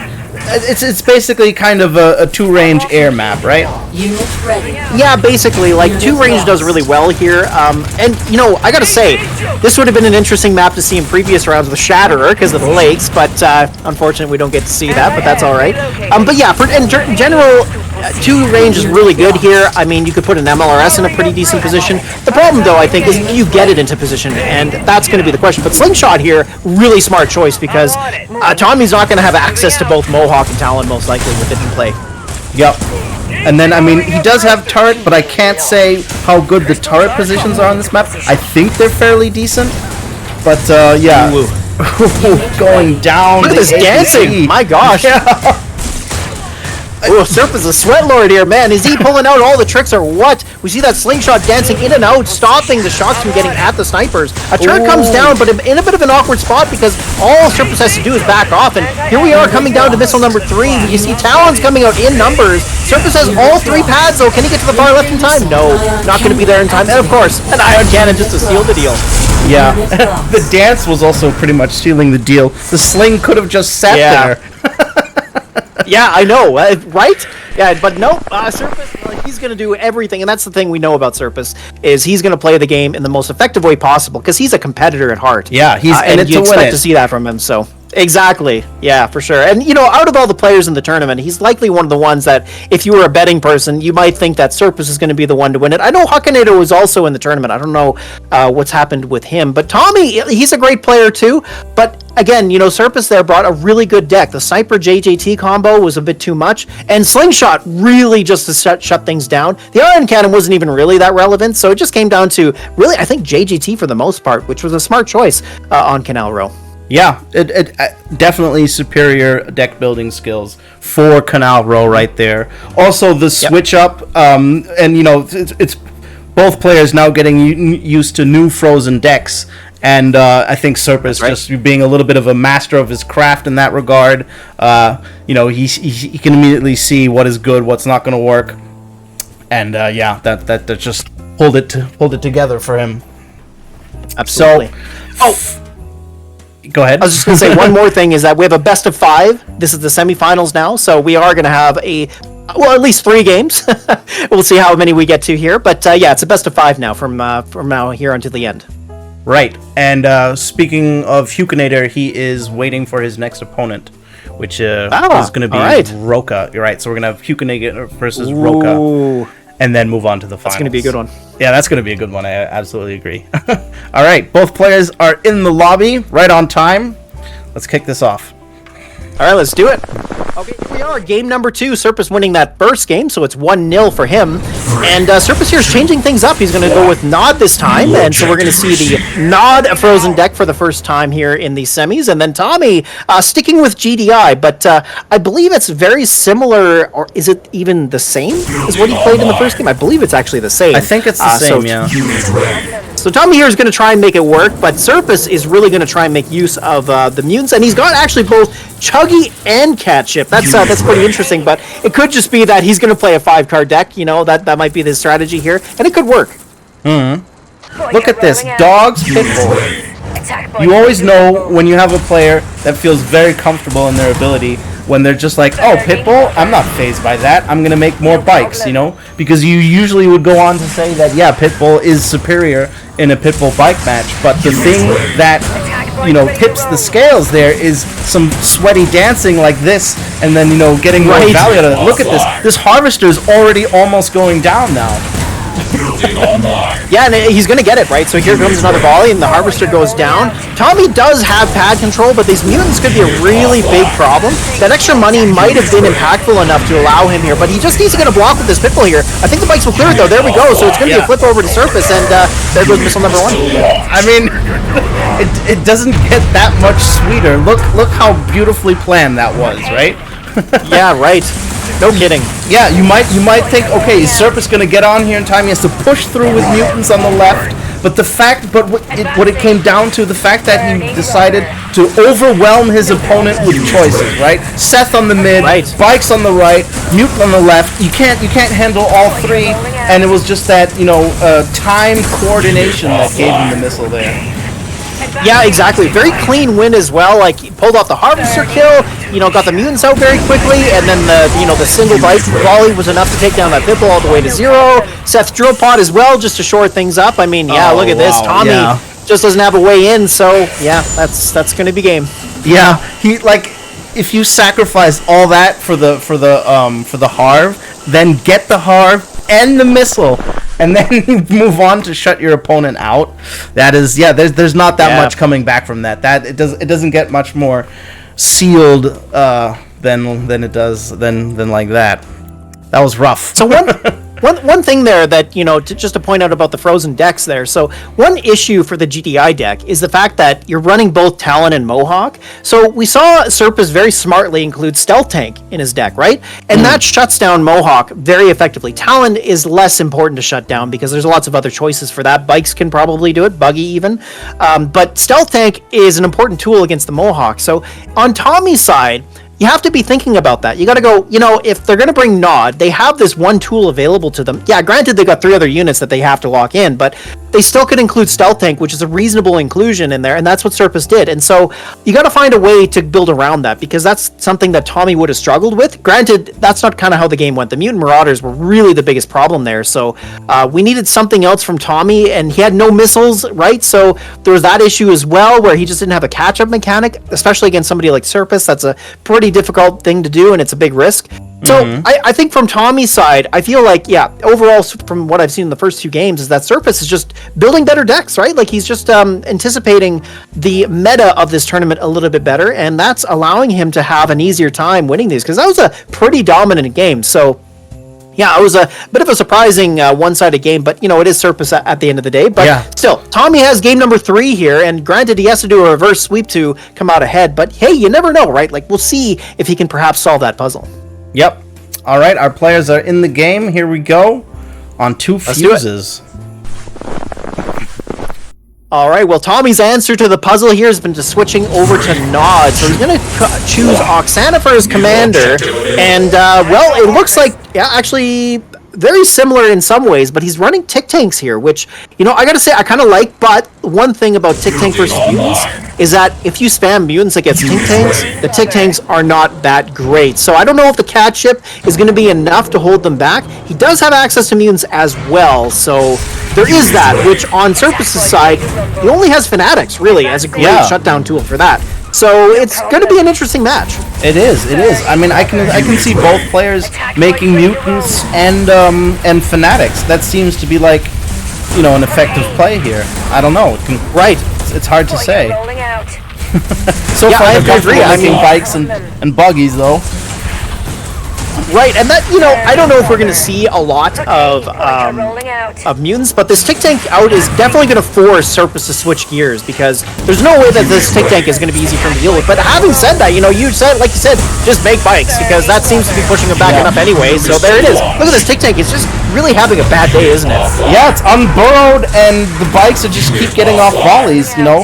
And like, yeah, the Tick Tank was the right choice ultimately. It wasn't the right choice for that moment, because he was just making too many bikes, and he had too much map controls, and they're so fast, and they replenish in time. It just wasn't enough, right? Like, either you have a unit near the pad, and you boost it, and then you hold one pad, and then you stall the missile, but for not being on the pads, that was just not, you know, not the best choice.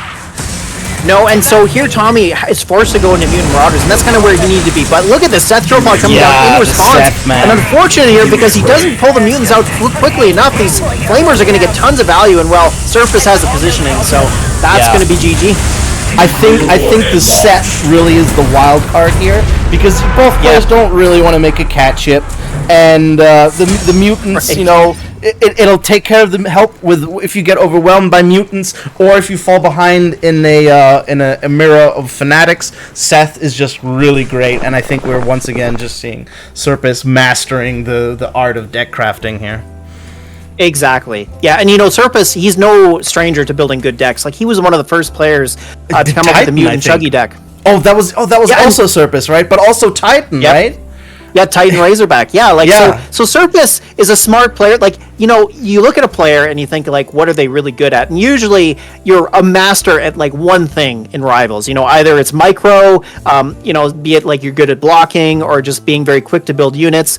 Maybe you're just really good at analyzing the map and the strategy of the game and the time, and then you come out with the right unit composition, or, you know, you're really good at deck building. And usually most players, I find, are kind of weak at deck building. That's usually the part that people struggle with the most. But Surface is not like that at all. So yeah, and we're seeing that come out in spades. Surface is doing a really good job of coming out with these really smart decks, using the locked units to his advantage, and also anticipating what he's going to be facing, because he knows there's only a certain number of units that he'll have to deal with, knowing what the other player is bringing, and he's doing a great job of analyzing that. Having said that, though, we're moving on to the finals now, and so this is where... Oh, no, sorry, we're actually... Sorry, not the finals. We're still doing the semis here. We're doing Rolka and Huckinator, so I guess we were just waiting for them. Yeah. But that's also going to be interesting. So we'll see if Huckinator makes it all the way through this. Rolka did push Paffy G around quite a bit. Is Huckinator as practiced? I guess we'll find out. But yeah, as we get deeper and deeper here, we're now into the second match of the semis. Again, it's going to come down to who's going to build the better deck. So I'm excited to see what these players decide to bring. Or who had the most eggnogs. We'll see. Right. Oh, and you know, Huckinator, I think he was saying like he was at some Christmas party, right? So I'm sure it's Huckinator in this case. All right. Yeah, but that just might be the handicap we need for a great game. Let's check it out. Peaks and Valley, Rolka versus Huckinator, or Huckinator, whichever is your preference. All right, let's get into it. So we see a GDI grudge match. It's going to be Jackson versus Strongarm here on Peaks and Valleys. And how you doing? Huckinator confirming in chat. Yep, bit drunk. Wow, I think this might be the first emotes that we've seen the entire tourney. Not even from Dad's Better. I can't believe it. Is everyone just so well behaved because they don't want hole in their stocking? Right. Yeah. Oh gosh, I love to see it. How do you like the emotes? They're cheesy, but they're funny. Yeah, especially if you know both players behind the emotes, then it becomes a lot more fun. Look at this. Pitbull's weaving in and out. They both manage to dodge counterfire, and only the dogs are going down. Very nice, very equally matched there. Yeah, actually, both pit bulls take the same number of shots, so really it was an effective trade, or an equal trade there from both sides. Yeah, so, that's just something you come to expect to see when you got players of this caliber facing off against each other. But here we go, we got the snipers coming out from Huckinator. An important tool here because, of course, for Rolka, if he can't shut them down effectively, and all these snipers are going to do is just block for the time being, which, well, they did quite well. They are going to take that first missile, but, Huckinator's got to play it smartly. Snipers are not an easy unit to play well, but if he can pull it off, then there's just no way Rolka is going to be able to use those shocks to JJTs. Yeah, I think we've already decided before that snipers in the hands of a good player are very much an S tier unit.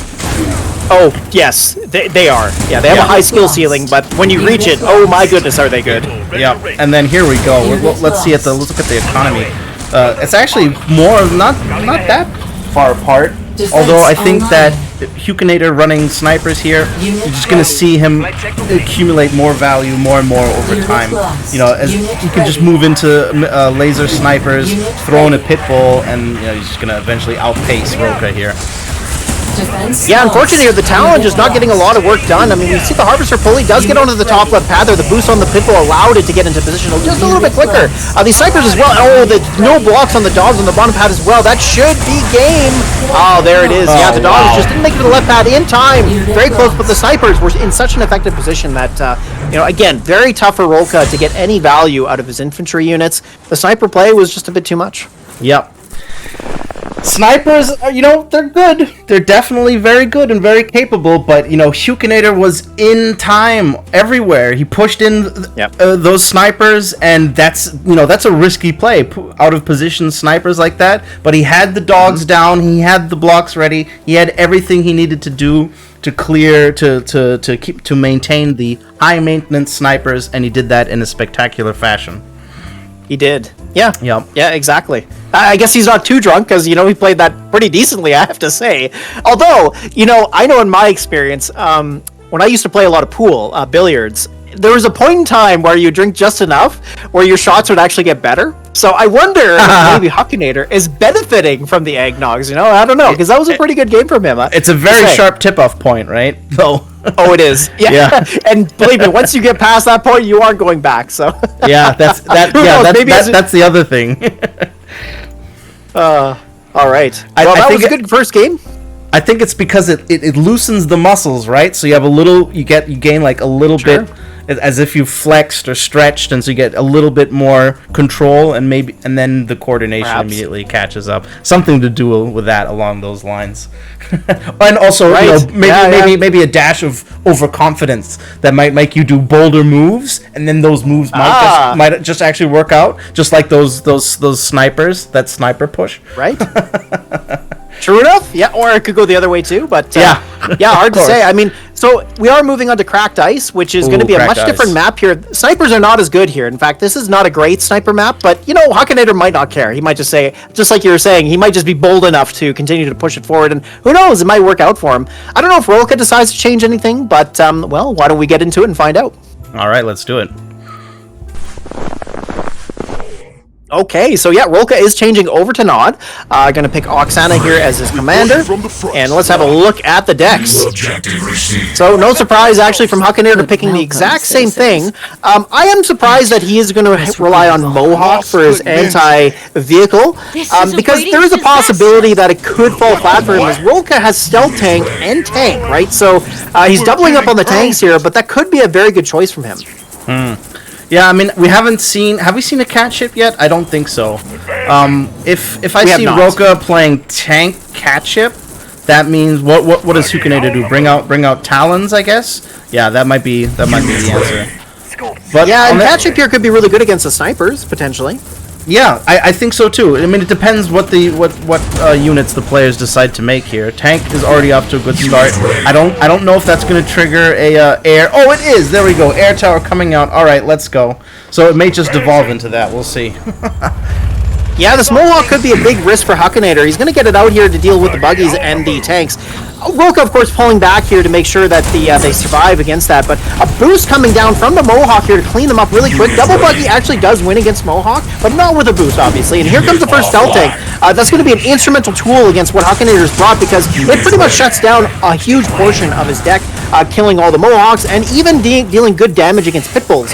And this is where I'm surprised not to see Predator tank. I think that could be an important tool, but yeah, the Huckinator might be struggling here. So the buggy gets onto that middle pad, and we have all 3 pads secured by Roka. So here he is. He's going to take his first missile of the game. Yeah, that was very close. Unfortunately, Huckinator couldn't block bottom right there in time. He took out the buggies with the Mohawk, was exactly what he needed to do, which then gave him, a clear field for lasers, which is kind of what he's trying to do here, right? Like, ideally, he wants to make lasers to beat everything Roka's throwing at him, but he can't do that efficiently with buggies, so he makes the Mohawks, and once the Mohawks clear that, that's what he's doing. But now Roka is switching it up, and then Huckinator is on point with the snipers, and he just cannot get through. Ooh, and was that a boost as well? I think the value there was just off. All right, now we're seeing more Mohawks.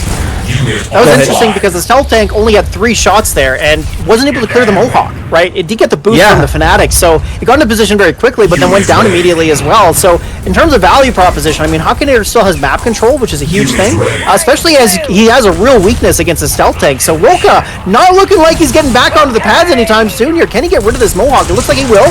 There it goes, gets one final shot down, but he needs to get onto these pads. These snipers continue to wreak havoc, and Roka doesn't have enough money to get to a catch-up in time, so Huckinator pulling the dogs onto that middle pad. He's going to be able to block against the stealth tank pretty effectively, and missile number 2 goes to Huckinator. I was hoping, if I could see some Fanatics boost the buggies, right? So then even if Huckinator has a missile wall in front of his snipers, like boosted buggies, I think they'll push through there in time, especially before the missile would have fired there. I thought it could have been close. However, he decided to send the Fanatics bot, which absolutely would not clear the lasers on that pad in time. So I think that was a little bit of a mistake with that choice. But, being up a missile means that he can definitely experiment with that tactic a little bit and then maybe pull off a win here. Right. Yeah, exactly.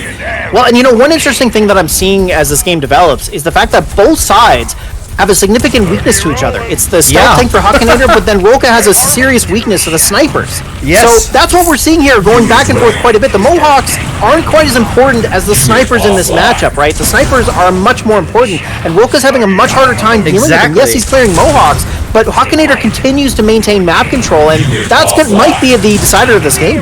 Yeah, and even when a stealth tank moves up to take down a Mohawk, it usually takes at least 1 hit, and that chip damage is decisive. Yeah, and look at that. The snipers, again, just too effective, and a harvester pull at the end there just to seal the deal. Yeah. And also, a little bit of a misstep from Roka at the end there. He let the stealth tank take a few too many shots from the Mohawk, so there were some mistakes there as well. But overall, Huckinator just played it better and really got more value out of his snipers than Roka did out of his stealth tank. So it was just a really well-played game on the ground by Huckinator. Yep. I think Roka had a window to win that game if he would have managed to push through in the mid instead of sending those Fanatics down bot. I could see it happening because he what did he have? He had weak dogs, he had 2 laser troops, and then he had the snipers. And Roka was pushing with Fanatic buggy. My plan would have been throw more fuel to that fire, push through the mid, and maybe somehow hold it. But yeah, the strength, you broke it down. Your analysis was spot on with the snipers and the Mohawks, and you could clearly see it crystallize to that as the game progressed. And then those were the only units that he had on the field. Both players knew what they were doing. They solved it against each other, and we had that nice back and forth, which really defines this game with the rock paper scissors trading happening. So it was great to watch. Yeah. It was. Yeah, for sure. And you got to give a lot of credit to Roka, too. I mean, yeah, it looked like he got shut out there, but not completely. I mean, Huckinator had to push hard, and granted, he's had a few eggnogs by this point. Yeah.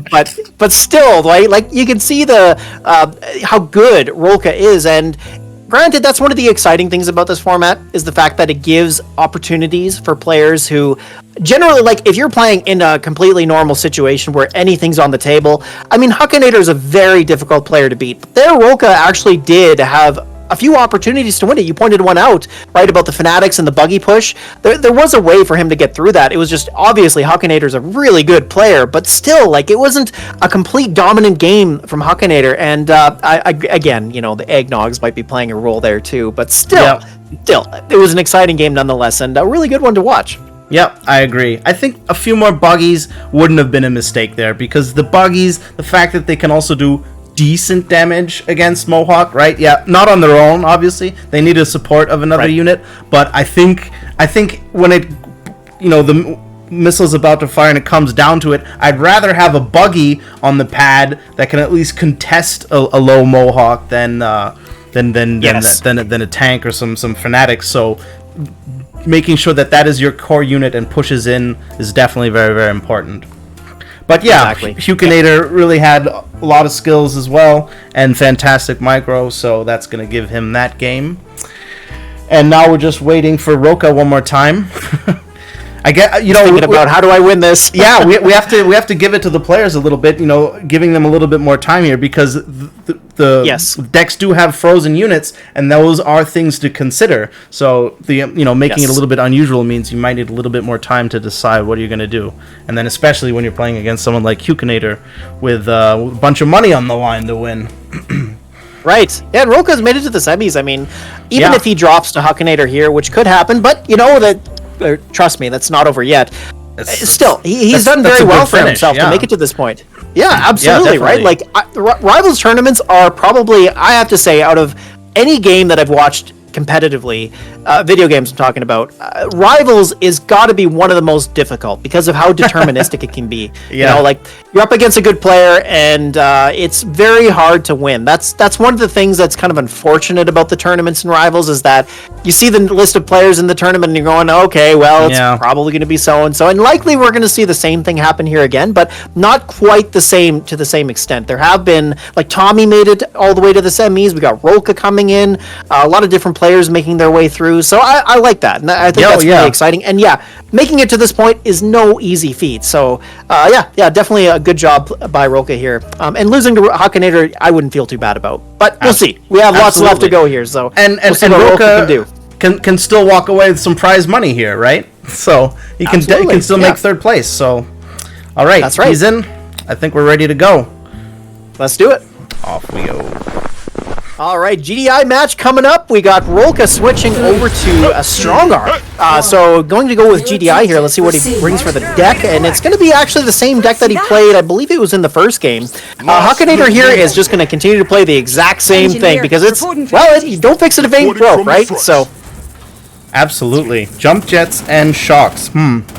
I think because of the way this map is spread and how you can get to other sides of the map fairly quickly, right? Like the distance between mid pad and top pads is about 2 hexes, 2.5 depending on your angle. I think that maybe Roka can push through a little bit here. Also, turret, very, very good. And a turret coming out is like the equivalent to a Seth coming out when you're playing snipers. It can be really nasty, especially when you're in a tight spot and there's no good hex to escape to, or if you're pressured by what's happening on the map to continue firing so that you then take damage from the turret. So I definitely can see Roka coming back with a comeback in this game. Absolutely, and we've seen him pull out good turrets before, so I fully expect to see that in this game. And I mean, this map has some good positions for it. We can see it on the bottom part of the map, but also the top. Now here we are, we can see a bit of a flip here. He's going to push the missiles back, so actually Huckinator push out of position here, gives Roka missile number 1. Yep, that was fairly comfortable. And there we go. I was about to say, you need to capitalize on this map control, right? The snipers are in an awkward position. There we go. There's that turret coming out, but he has a little bit too much room to breathe here. He's not forced to take it, and then can just move to the side and survive.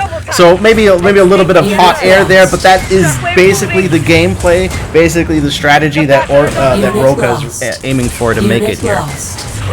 Well, and as you smartly pointed out, I think the turret is going to be super important against these snipers in particular, just to throw them out of position, but also have a timely way of dealing with them, because the only other tool that Roka has is the Talon. And yeah, Talon does actually work against the snipers because snipers have low hit points, and even though Talon does about the same damage as a militant squad or rifleman squad, it's enough that it'll actually contest the snipers pretty good. So here comes that first Talon, but Huckinator has 2 Pitbull sitting there. He's targeting the Harvester, which probably was a result of the eggnogs, but still, the Talon can do a pretty decent job, but it's going to be the turret, I feel, and unfortunate there is that turret there that he just placed down didn't really do much at all. Now Huckinator's clawed back his map control, and missile number 2 goes to him.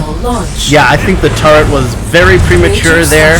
He doesn't have a solution to deal with these pit bulls really, and and then like it's all concentrated on the middle, so you can't push through with infantry because the pit bulls are guarding those snipers. So then you have to either decide, okay, what am I going to do? Can I crack through these pit bulls with some unit? No, not really. All I can do is trade with my own pit bulls, or I can split the fight, force the snipers to go to another pad, which he kind of managed to do, but only with dogs, and that's just not enough of a threat. No, exactly. And so we're coming down to missile number 3. There is still a way for Wolka to come back. I mean, Huckinator currently has the map control. He is trying to get this talent in position. He does get it against the Mohawk. It's not going to clear it before the Pitbull does, though, I believe. Oh, actually, it does! Ooh, that was close timing, but that Harvester, just too much hit points. And, Mohawk's not going to get to that far right pad in time. So Huckinator takes it, but, you got to give Wolka a lot of credit here. Yeah. He tried his best. It was a pretty tough game, but one of the things about this tournament is that there's a different puzzle to solve, and unfortunate there because Huckinator solved it better. He brought the snipers, and Rolka, to this point, I have to say, one of the things he should have anticipated was at least seeing that and having a better answer to the snipers in his deck. I don't know, I guess he was expecting that maybe there was a different way for him to contest them. The turret might have been a way to do it, but it's a bit of an awkward situation, right? The Talon does a decent job, but it wasn't good enough. He needed some other way to just completely shut it down, which he didn't really have available to him. So Huckinator, using his better micro and positioning, was able to overcome that. It put Rolka into a bit of a tough spot, but still, he made it an exciting game. We went to 3 misses, I believe, so it was a well-played game overall. Yeah, and I mean, that ballsy move by Huckinator to get the Harvester on the far away pad, man, that just really put a nail into the coffin there. and then he by the time the game was over and the Harvester had been sitting on that far pad for like, I don't know, 20 seconds, Huckinator was still sitting on 220 tib, and that just shows you how these deck choices really play out, man. The fact if you can be more cost efficient in what you're doing, and like there was never a moment where Roka was like, okay, I need to build this. There was nothing was clear cut about it. It was just like he only had mediocre options to fight what Huckinator was throwing at him, and that just didn't really give him a decent avenue to get anything done there. But it's not over for him yet. He can still fight against Tommy in the bronze match and claim 3rd place and walk away with some prize money. Yeah. Exactly, right? That's the benefit of making it this far, like you pointed out. There's still going to be a bronze match here for some of the prize money. So, Rolka making it to this point, of course, he lost to Huckinator. He's not going to get into the finals, but still, he's going to get to compete for 3rd place here against Tommy. Now, Tommy's no slouch, but thanks from what we've seen so far, I think this is going to be a pretty equally skilled match between these two players. So, I'm really excited to see this one play out. So, it should be exciting, and Rolka's not out yet. Exactly. I'm definitely looking forward to the Roka-Tommy match. This is going to be a nice, decisive, really good bronze match, just how you want it. Yep, that's right. And then, of course, our finals are now decided. They are going to be between Surface and Huckinator, which surprise. I'm sure you're all going to look forward to that as well. Yeah, I know, right? Big surprise. True enough, but it should be good. I'm excited to see, well, again, the deck building component, right? That's something that Surface has a bit of an advantage of, I have to say, over Huckinator, but I mean, Huckinator's a really good player too, so we'll see how that goes. Yep, we will. All right, let's get our players in here. We're going to do our bronze match next, coming right up. Roka. And yes, for the bronze match, just as a small distinction, is it's going to be a best of 3. So it's not like it's the bronze match. It's not quite the semis or the finals. So it is going to be a best of 3. And we're going to be starting on 2 fuses. And actually, I can tell you the other 2 maps as well. It's going to go to Peaks and Valleys. And then should it go to 1-1, we'll see Pillbox as well, which I don't think we've seen yet. So hopefully we make it to that point. Yeah, definitely. I'm surprised how we have a relatively limited map selection and we haven't even seen all of them. Come on, Legion. I know, right? Probably in the offline matches, right? But yeah, here definitely. In the features, it's been mostly the same. But yeah, the algorithm does not like to be featured. All right, Tommy's in the game. Now we're just waiting for our Hungarian friend Roka. Yeah, and I mean, from Tommy, we've seen him play a large variety of decks. Two Fuses, again, it's a great Kane map. I kind of expect to see that from him, actually. I mean, he is going to be playing Fanatics, Mutant Marauder, and Catship, so I guess, you know, it depends. I don't know. Like, Roka played a lot of GDI, so if Tommy's been watching the stream and he watched the match against Huckinator, I would be fully anticipating a GDI deck, which I think the Mutant Marauder or Catship, and, you know, you throw in maybe Tick Tank or even Scorpion or something else, you know, I think there's a reasonable way for him to dominate that matchup, but I don't know. It's tough to say, right? That's been the whole puzzle of this tournament so far. It is tough to say. I can't even say what I would play, but then again, I'm also not one of the greatest deck builders. Definitely not one of my fortes. I'm more the executionist than the planner. It's tough, and you know, even with only 6 slots, you'd think, well, I mean, deck building isn't that big of a component of the game, right. But actually it is. Like, but actually it matters a lot. Yeah. I have to say, the Santa hat on the Mohawk fits best of all the Santa hats. Well done, Jeffrey. Yes, yeah. Well, thank you. Jeffrey was the one who did some last-minute tweaks to our unit. I did, yeah. To the artist. I have to say, I'm partial to the Scarab, though. The Scarab with the Santa hat, because it's got the pointed ears, kind of looks like an elf. I quite like that. True. That's true. The Mohawk looks really good, the Mohawk I agree. looks a little bit cuter, whereas the Scarab has this menacing, right. you know, pointy angle eye, and the Mohawk's, you know, looks like a little cat sneaking out of the covers. Yeah, right. Yeah, yeah, exactly. Yeah, for sure. All right. Well, I hope everybody's been enjoying the tournament so far. Yeah, we are just waiting for one more player here, and then we'll get underway. But yeah, I hope you guys have been enjoying the format. It's definitely something we haven't done before, which you know, we're always trying to come up with new ideas to change things up a little bit, make things more exciting. So I hope it's been an exciting experience for the viewers. I've certainly enjoyed it. I think the just seeing how players are coming up with these different tools to win games. And, well, I mean, so far we have seen a lot of people trying to do what they normally do, but also we've seen a lot of other things take place, you know, like especially in the first few rounds where we saw Tick Tanks and APCs. That was, I got to say, that was pretty exciting stuff, and it really changed things up for the players. So yeah, let us know what your thoughts are on the format, and tell us if you'd like to see more of this. But anyways, with that out of the way, we do have Rolka and Tommy in the game, so let's get underway. Wait, let's go.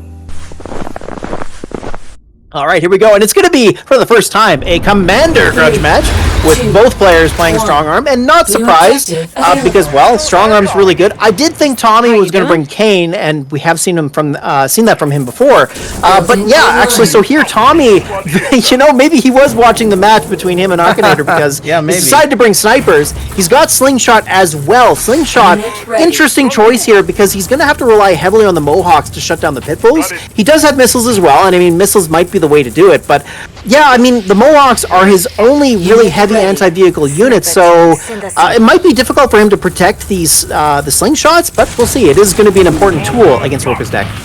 Yeah, dogs are going to do the start here for Roka. I don't know if Tommy's going to just keep on trying to push through with lasers. Okay, and then a little bit of a Talon Splash coming in. That should give him what he needs. But then again, of course, Tommy can just make a sling in time, sacrifice a little bit of health on those snipers, but he's not going to do it. He's going to fall back and make no units.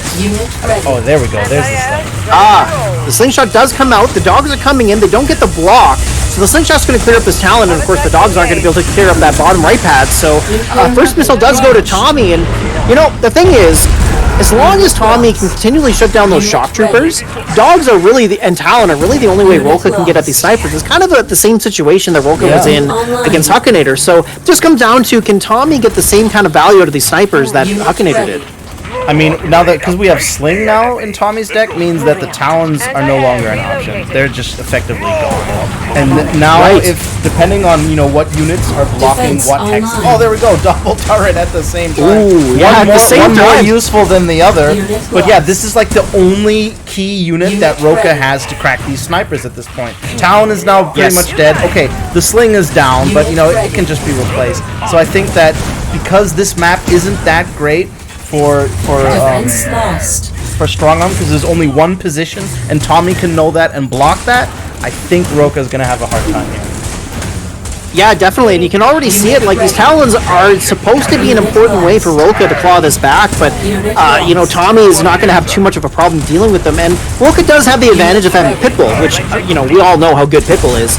But it's just not doing enough, right? Like, these turrets as well need to be doing a lot more than they are, and another one coming down might be a bit early as well. But yeah, Tommy just seems to have a bigger foothold on this game than Roka does. But then again, the dogs do an effective job and they're fairly cheap. But if we look at the Tiberium here, Tommy's sitting on 120 and Roka, I guess those were dogs for desperation. Oh, nearly getting the block with the Talon there was close. The Mohawk does clear up that Pitbull, the slingshot coming in from behind. The Talon was not going to be able to get out of the way in time, but does he get the block with the Pitbull? And he does! Oh, the jump just gets in there in time as well! Oh, wow. Oh, really this is good going to give him timing there on the pressure. units. This is going to give him a Harv kill. This buys him some map control and some pressure. That is a very much needed boost here for Roka. Very, very nice. Absolutely. Well, Roka needs to continue to gain map control here against Tommy because that's where Tommy shines. The snipers, being in a good position near the missile silo, are in such a great advantageous position that it's going to be very hard for Roka, especially with the slingshot. I mean, the slingshot having 2 range as well, like, it's just such a great unit for the map, especially with the fact that slingshot can fire over the missile silo, makes it very hard. But again, what we're seeing here, the Pitbulls are a very effective tool for Roka against them because Tommy can only rely heavily on missiles and Mohawks. So, we'll see if this turns around for Roka, but it's getting there. Yeah, the Pitbull and Talon seem to work really well because that means Tommy really needs a sling, and then he has to push through here. Uh-oh, here we go. Talon's coming out. I mean, oh boy, dun da da da da. The Mohawks coming out in numbers again on the pad. Oh, so close, but they don't. A bit of a misstep there. Oh, Tommy needed to click on the hex across the pad instead of on the pad. Dance. The dance really gives you that little hesitation that you need, that you cannot have to get onto the pad. Yeah, it was. Yeah. Wow, what a great game that was. I mean, Roka, he obviously in the game against Huckinator didn't manage to win one of them, but using that deck that was, and he was in a similar situation there with Tommy. But you know what? I have to say, like, Tommy, he was doing a really good job of getting his game plan going, but then Roka, right when he got those JJTs out and stole the second missile, basically, from there, and also the Harvester kill, you could see Roka start to claw back a little bit, and once he gained map control, he didn't let go of it, so that was really important. And then Tommy, again, with the Mohawks, he had to rely on those for the Pitbulls, and the Talons were actually finally effective for I think the first time we've seen in this tournament. But they did do a good job there at the end, and it just shut Tommy out. So game number 1 went to Roka as a result. Because that's how you break the formation with snipers, right? Is if you fluster them and you push in, and then the snipers are you don't want to push out with the snipers. Like, ideally you want to push slow and steady with the snipers, but because missile was about to fire and so much time had elapsed and it was so far into the match that Tommy just got all caged in there, and the snipers weren't that much of an asset. Yeah, it's hard. Exactly. It can be very hard to claw back with snipers once you've lost map control, because then you could just make the wrong unit and just block or whatever it may be, and then that's how we saw Tommy then in desperation make tons of flying units to just try and get back, and then we saw that little hesitation dance, which was then enough. Unfortunately. Always annoying, though. I kind of hate to see it because it happens to me so often, and it's frustrating. Oh, I know. It's one of those frustrating little things about Rivals, because, like, come on, I told you to go onto the pad, and then they don't go onto the pad, and then you lose. But I think, to be fair, there weren't any good positions left on those pads. They were pretty full by Roka's units, so I don't see it being any more than a stall anyway. So at least with that, you can kind of bow out with some grace. For sure, right? Like the Mohawk, I mean, had to go onto the pad, he'd have to continually fly back and forth to keep it stalled. Yeah. And then, then he's going to have to manage building something to shore that up. So probably snipers are coming in from behind. And maybe it buys enough time for the snipers to kill the shocks so that he can somehow get onto the pad. But then what do you do from there, right? So, I agree with you. I think it was just a matter of time before the game was going to end. And, Yeah, I mean, and also, you could see the frustration happening there. Like the Mohawk continually going and stopping. Like you could tell that he was constantly clicking the screen on, and go, get on the dang pad, come on! I know exactly what that feels like. It's rough.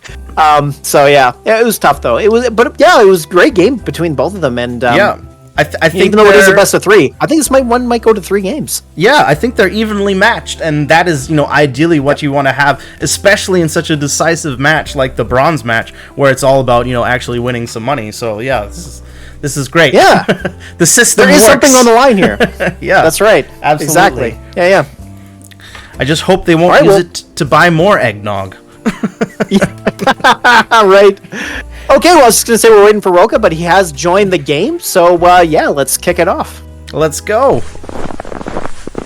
All right. Well, and one Commander Grudge match deserves another, as we're going to see both players switching over to Nod and bringing Oksana.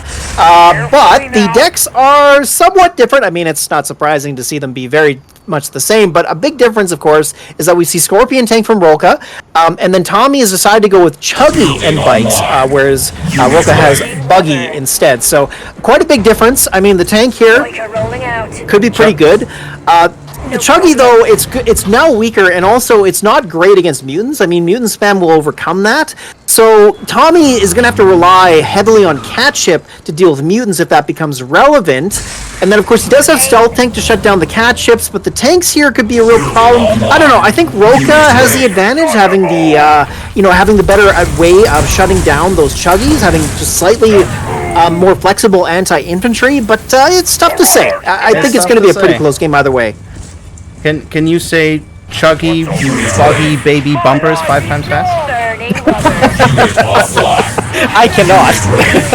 Oh, here we go. Oh, man. There we go. This is what I'm talking about. Fnatic boosted Buggy is significant. That took down 60 cost units, right? And now he has to run away with his little Fanatics, and this little barely alive Buggy is taking tons of map control. That is huge. It is, yeah. And so Tommy here getting into another set of mutants up, but the Fanatics meet them head on as they take that Hex there on the bottom pad. So that's going to be a comfortable missile number 1 there for Roka. Tommy here looking a little bit pushed back. I mean, he does need to get a way forward here. The mutants are likely going to be the way he does that. These Fanatics, though, surprisingly, like you say, they're doing some pretty good work here. Yeah, I think Tommy looks very much caged in. He needs to bring out a Chuggy. He needs to bring out a combo that can crack this. But the fact that Roka had all of the units that he needed, made it just so very oppressive for Tommy. And now he's sitting here, the missile's at 50%. He doesn't have a Harvester. Roka can just claw back all that map control. We're actually going to see the first Catship. Amazing! Oh man, and he tries to double boost them. Look how quickly they move, man. Boy, they were boogieing. Yeah, but they just could not get there in time. And that Stealth Tank did live long enough and caused a bit of consternation there for Tommy, but he does manage to clear it out with the bikes finally. Wow, look at this. We're seeing bikes against Catship just like in the old days, leading up squads of bikes. Roka here, my goodness. See it in the final match here, or close to final match here.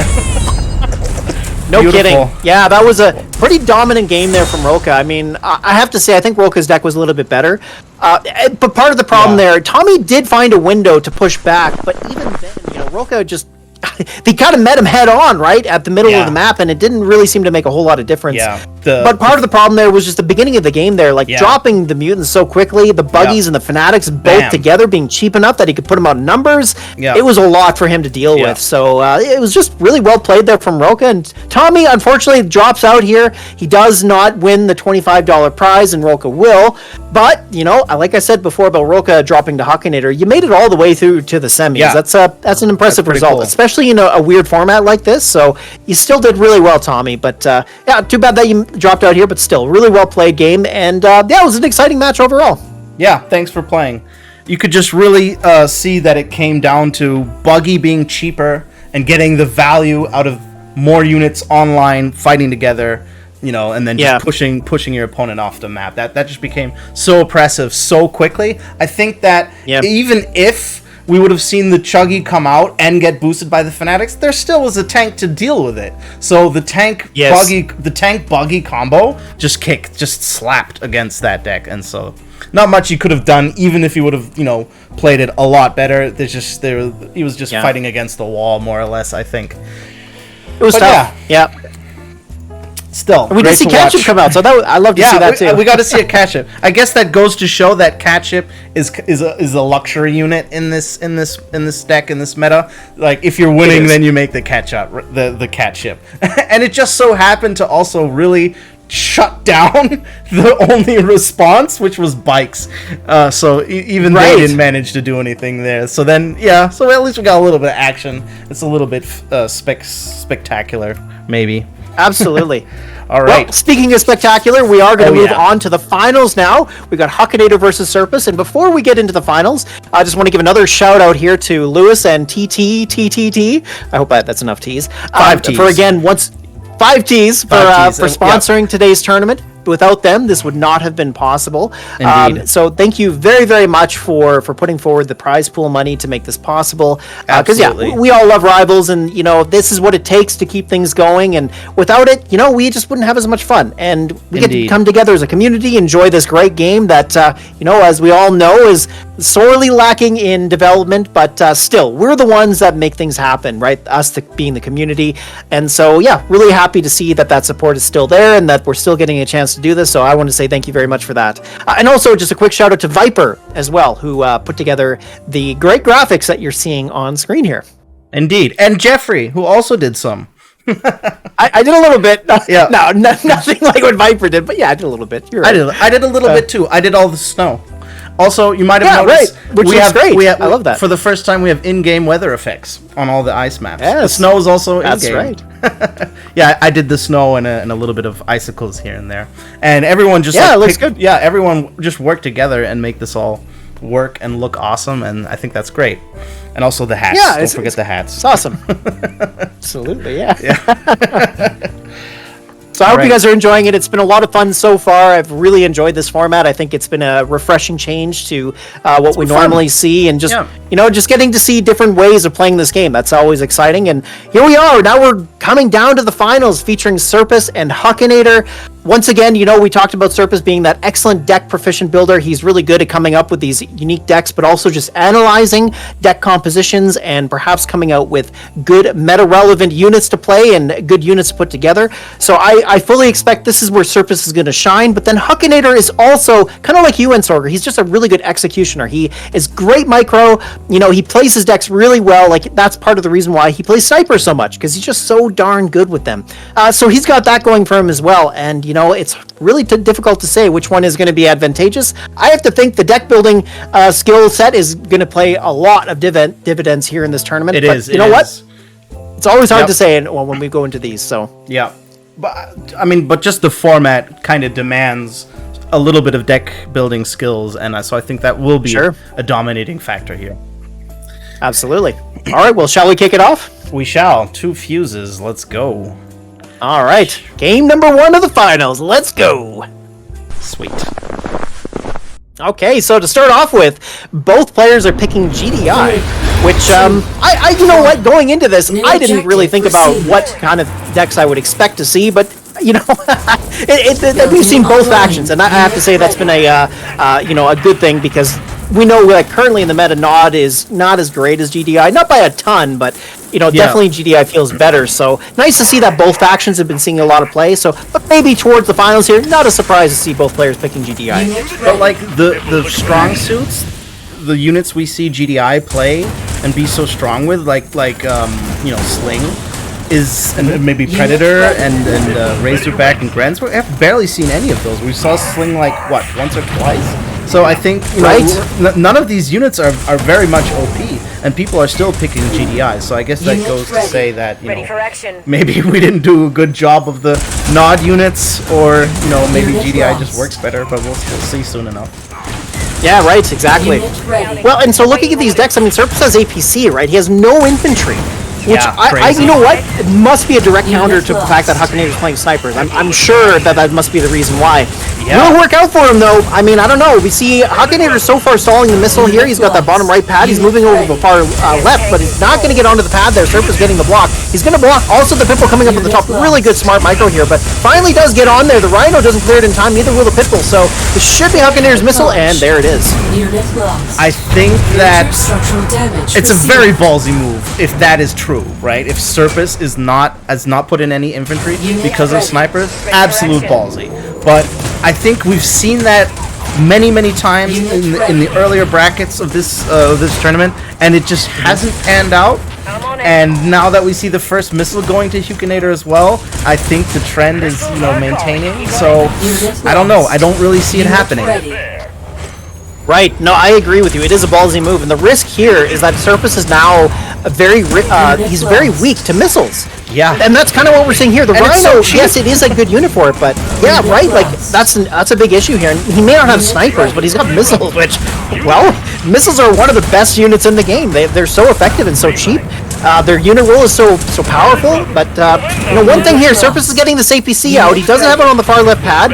Huckinator doesn't have a lot to deal with it. That's one important distinction. We kind of saw that in the earlier rounds, but it may not matter. Like it might just come down to timing, as we see here. The dog's getting onto that top left pad with the missiles coming in from behind. A turret coming down from Surface, but it's just not targeting much other than the dogs here. And Huckinator, all he needs to do is just buy enough time here. And Surface doesn't have any air units. Yeah, this looks like Huckinator's game. Yeah, Surface thought he could handle it with turret and a little bit of APC and Rhino, and and then maybe he thought superior skill. Who knows? But we've just seen it. It doesn't cut it. If you can't.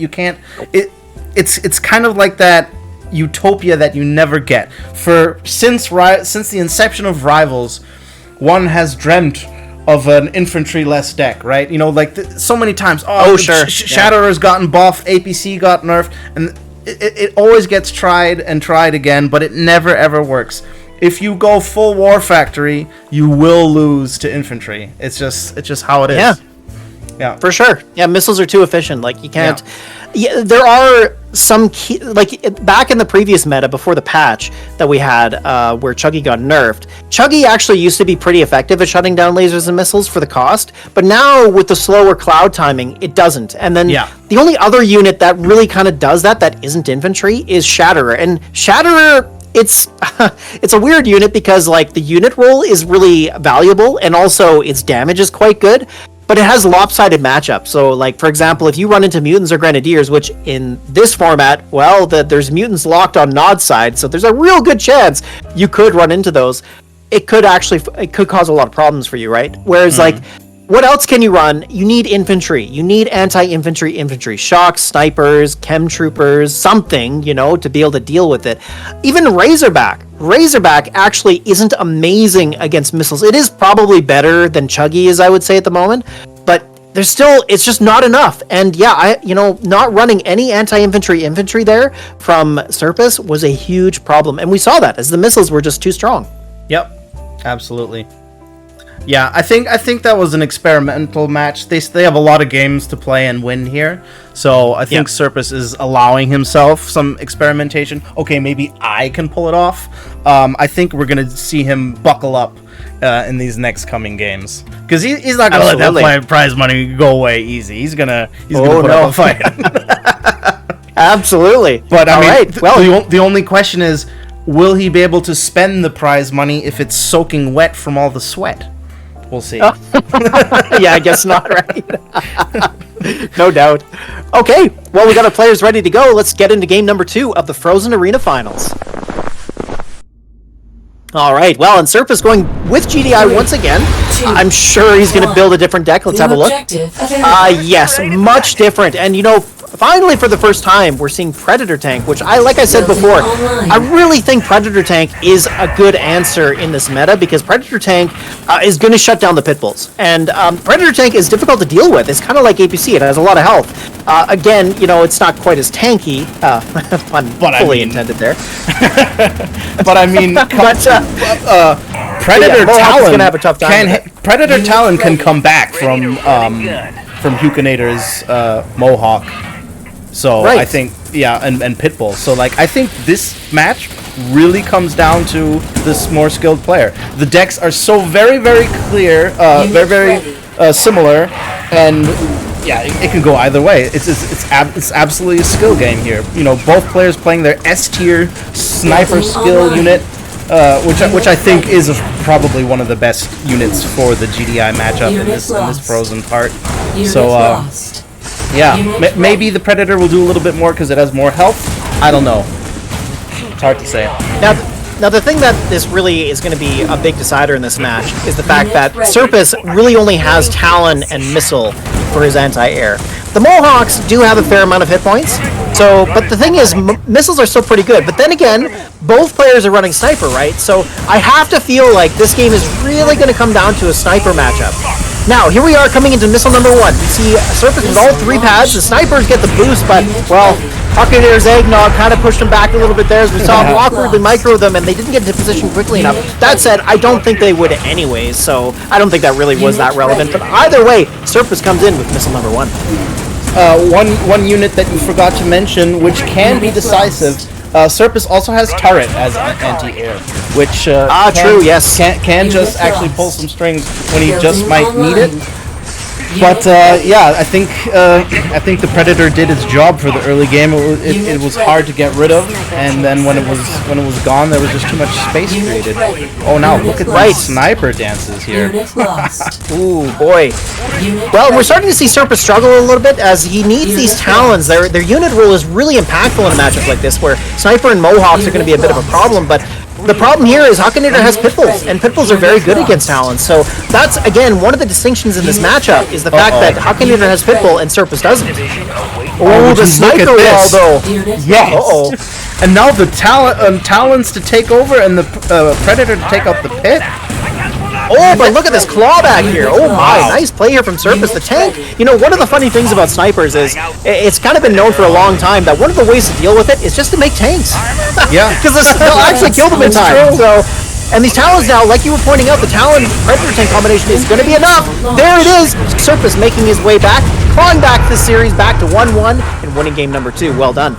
Yeah, wow. The fact that Serpus could push the game in such a manner that he could spam Talons, that's where you want to be in that matchup. Because nothing that Huckinator can do can really claw back map control in a timely manner. He has some Pitbulls, he has some lasers, and has some his own Talons. And that's it. And then Serpus has a turret waiting and can, you know, reinforce whatever position gets hit first. That's just extremely hard. And that Talon tech switch there towards the end was huge, incredibly hard for Huki to deal with. Well, and part of the problem there was Huckinator. He built 3 snipers. Yeah, that's right. I wanted to mention that, but a bit of a misplay. Yeah, I think that could have been a misclick. 3 snipers. No, you don't. Yeah. You know. 2 snipers at the same time, man. You can do that, but that's where it ends, right? You don't do 3 snipers. You don't do. You never go 3 snipers. It made the Talons a lot more valuable, and of course, top cap wise, Huckinator didn't have a way to contest it in time, and actually, maybe there was enough time, but still, it opened up a huge window for Serpus to jump through. And you know, Serpus, I mean, he's going to take advantage of that. These are some of the best players in the game, so of course, you make that mistake, and boy, you're going to pay for it. So that's exactly what happened there. But still, I mean, the thing was, Talon did find a way to be effective, and it really came down to Predator Tank. Predator Tank made a huge difference. But again, making too many which I didn't quite expect. It didn't look like it because you think, okay, there's, you know, clear counters, there's Mohawk and whatnot, but Predator Tank has such a demanding presence on the battlefield. It pushes through, for sure. and even if there's counters flying around, those counters just take a long time to deal with it, and that can just give you so much room to breathe and to block, and it's huge. I think Predator Tank made a lot more sense than what we first thought, and we know for a fact that Huckinator is hesitant to play Predator Tank. He's always, you gotta play Orca, play Orca, and I bet he's thinking, because I have Mohawk, I'll just make do with it. But then again, Serpus, I think, showed us the Predator rolls through for the win. For sure it does. All right, well, let's get on to game number 3. We're on Pillbox. Let's get it underway. Finally, a new map, my dudes. Have we done Pillbox before? Here we are. I don't think we have. I mean, I'm sure it's been played, but not on a future match. For us. I love this map. This map is, goes in lots of ways. It's a lot of fun. I don't know. I can't tell you why exactly, but I've always loved it. I have too. There's a quick question in the chat about is it a best of 3? No, this is a best of 5. So even though it is 1-1, we are going to see at least 4 games in this series. All right, well, so Huckinator here has switched gears to Nod. He's playing quad infantry. I mean, that's got to be bonkers to play against Surface. He's decided to bring snipers, and Surface, boy, he's licking his chops because snipers are going to do some work. Now, it is here on Pillbox, but it is a map where snipers can work. Yeah. And also, what does he have through to push through, right? He doesn't have Seth, right? I thought you would at least play Seth so that you can Seth behind the snipers. Because if Surface gets up a nice wall, like what does Surface want to do? Probably he's going to need to make maybe 2 sniper squads or a bunch of pit bulls. Otherwise, I see him being overwhelmed by infantry. Okay, early catship by Huckinator is an interesting choice. Probably like too early, right? Because you need some more infantry to push through with the catship like this. There we go. Like maybe now you could be doing that. I mean, this has got to be Surface's game to lose. Sure, there is a way for Huckinator to win this. The snipers are a bit awkward in terms of killing the mutant marauders, but well, okay, let's see what happens here. Okay. Get rid of that pit bull. Now we got double pit bull coming in the middle. That single sniper there being a liability pop cap wise. Surface here needs to refresh it, but it looks like he's not going to be able to get on the pads in time. And wow, okay, so Huckinator takes it. And you know what I was saying was that the snipers are awkward against the mutants and the chems, like the hit point break points between the two, and the damage that snipers do. It's weird because the snipers take an uneven number of shots to clear them.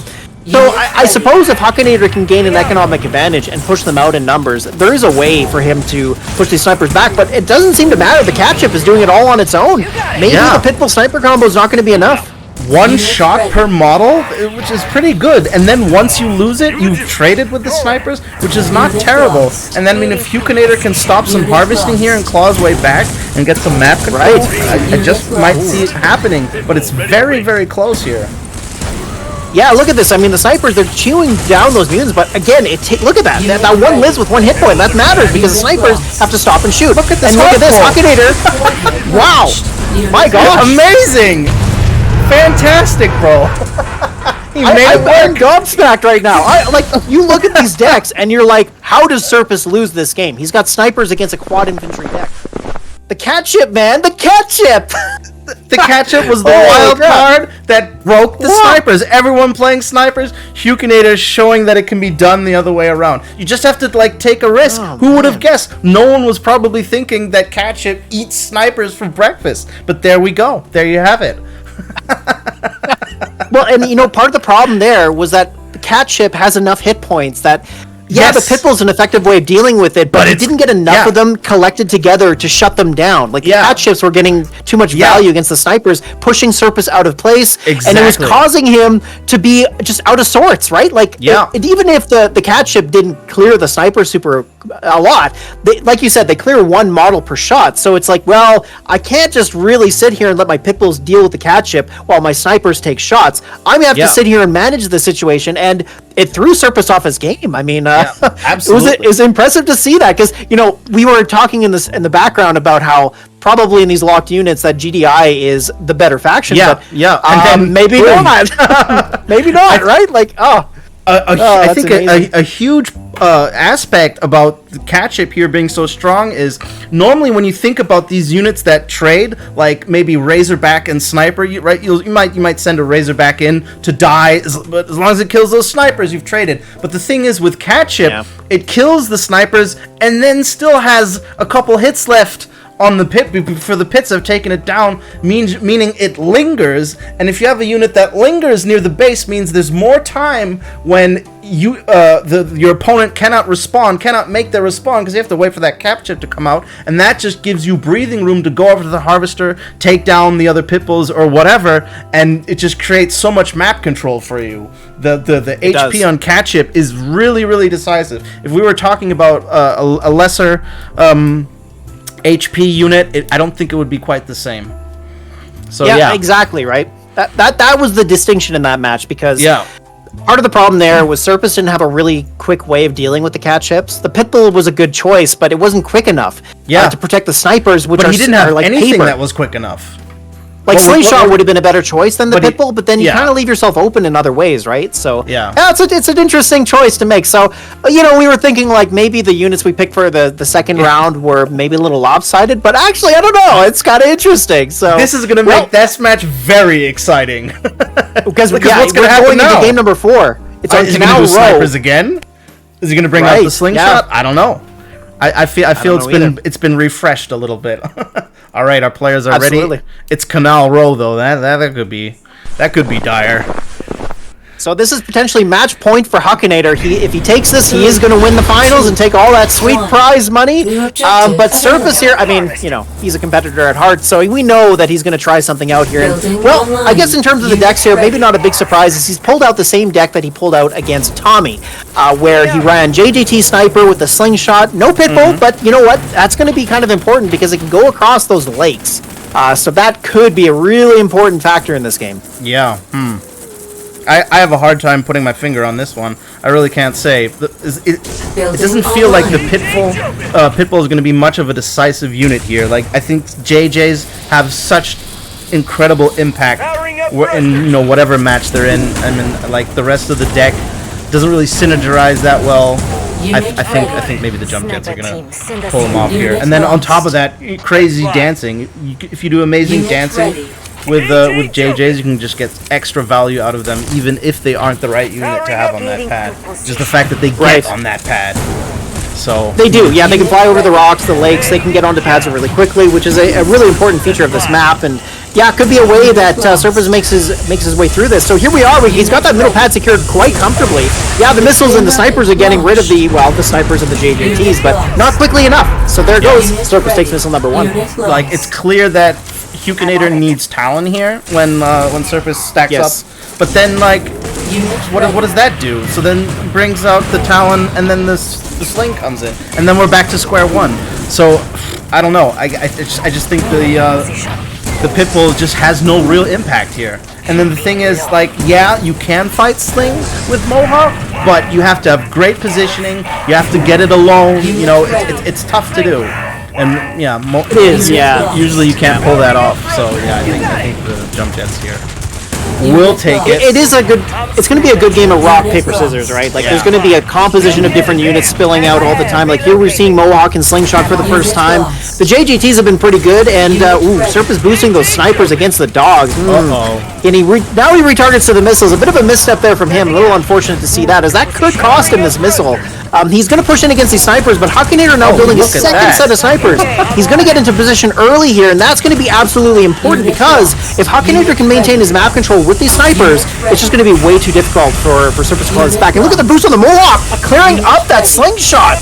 Unreal! Have we ever seen Slingshot just get absolutely dumped on like that? No. And then the snipers took out that dog on the left pad. Like, everything that could go right went right for Huckinator right there. And now that he has look at this map control. Double sniper means that Serpus can't make jump jets, which gives Huckinator room for his pitbulls to breathe. This is ideally where he wants to be, winning the sniper battle, winning the anti-infantry war, which then and only then makes his pitbulls viable. Oh my gosh, the boost from the snipers destroying Serpus' snipers, continually pushing him back. This is allowing Huckinator to keep map control, which is absolutely pivotal in this matchup. And it looks like he's going to try and get rid of this Mohawk, but the pitbull here is now not contested because there's nothing really on the field. The JJTs come in, but there's nothing to protect them. They're going to go down to these snipers pretty quickly. It's really only a matter of time, but here we go. We can see a cycling in of JJTs on the back. The sniper's going to clear up the snipers on the middle pad from Huckinator, and it might be enough here. The Mohawk doesn't get the boost. It's not going to be able to clear up that Slingshot either. The JJTs with the boost. Can they clear the pitbull in time before the snipers clear them out? He just needs to get a block here. He might have it, folks. Oh, but the Talon gets onto the pad. Just enough stall there. The Talon moving in and out, buying enough time for these snipers, and the Mohawk coming in for, as well. Can the slingshot shut them down quickly enough? It does a really good job of dealing damage, but this number of them, I don't know. Now we got the snipers finally moving into position without them being contested. He's clearing up the JJTs. The dogs are dealing some damage as well, but the JJTs are MVP here. Can they hold on for dear life? Oh, the Talon with the boost! Unbelievable. The plays, folks. The plays! And it's just going back and forth here. Can Huckinator finally clutch it out here? He gets the JJTs on the bottom, but will they clear that low hit point sniper in time? It's so close. Oh my god! What a game! What a game! Wow! Oh my freaking god! Holy crap! That was an amazing game! What an ending! Oh man! Oh my god! I think Lil Jon needs to dedicate a song to Rivals, man, because I could feel the sweat drip from the wall in that one.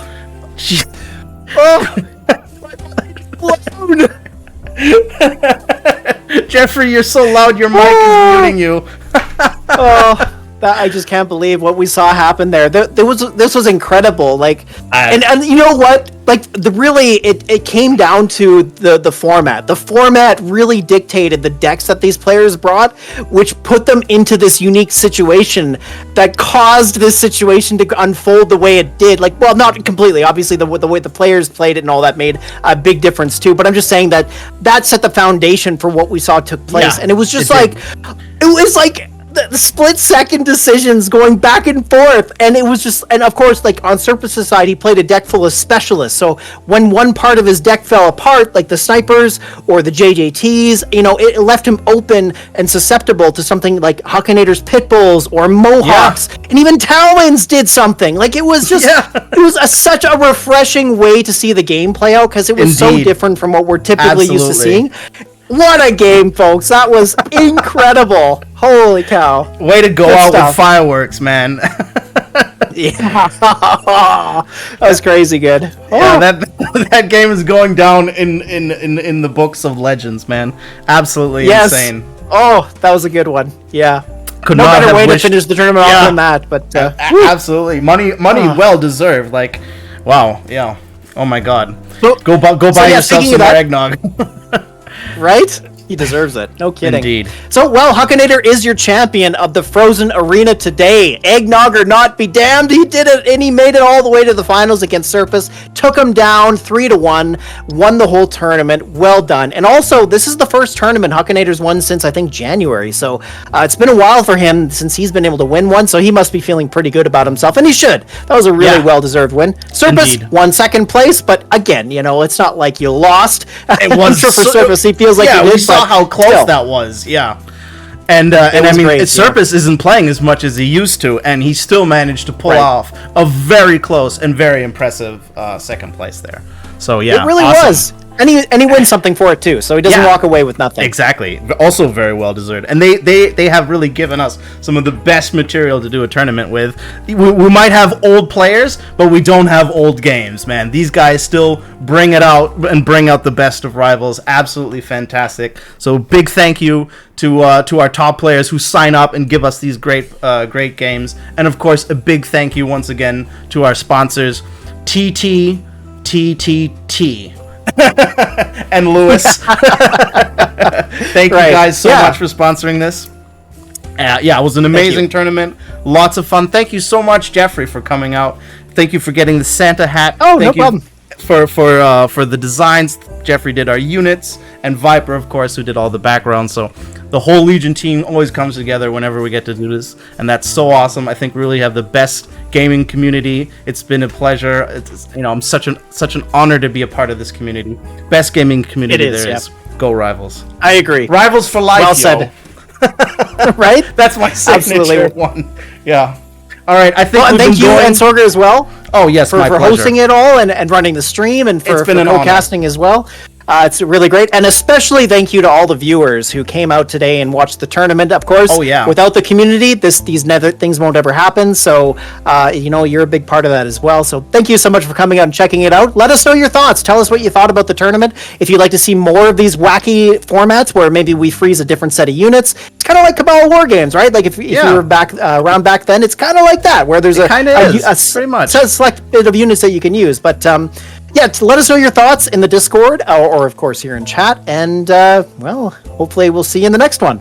Yeah, and maybe we'll probably see you one more time, at least until next year. I certainly will, and I'm probably Jeffrey will show up in chat as well.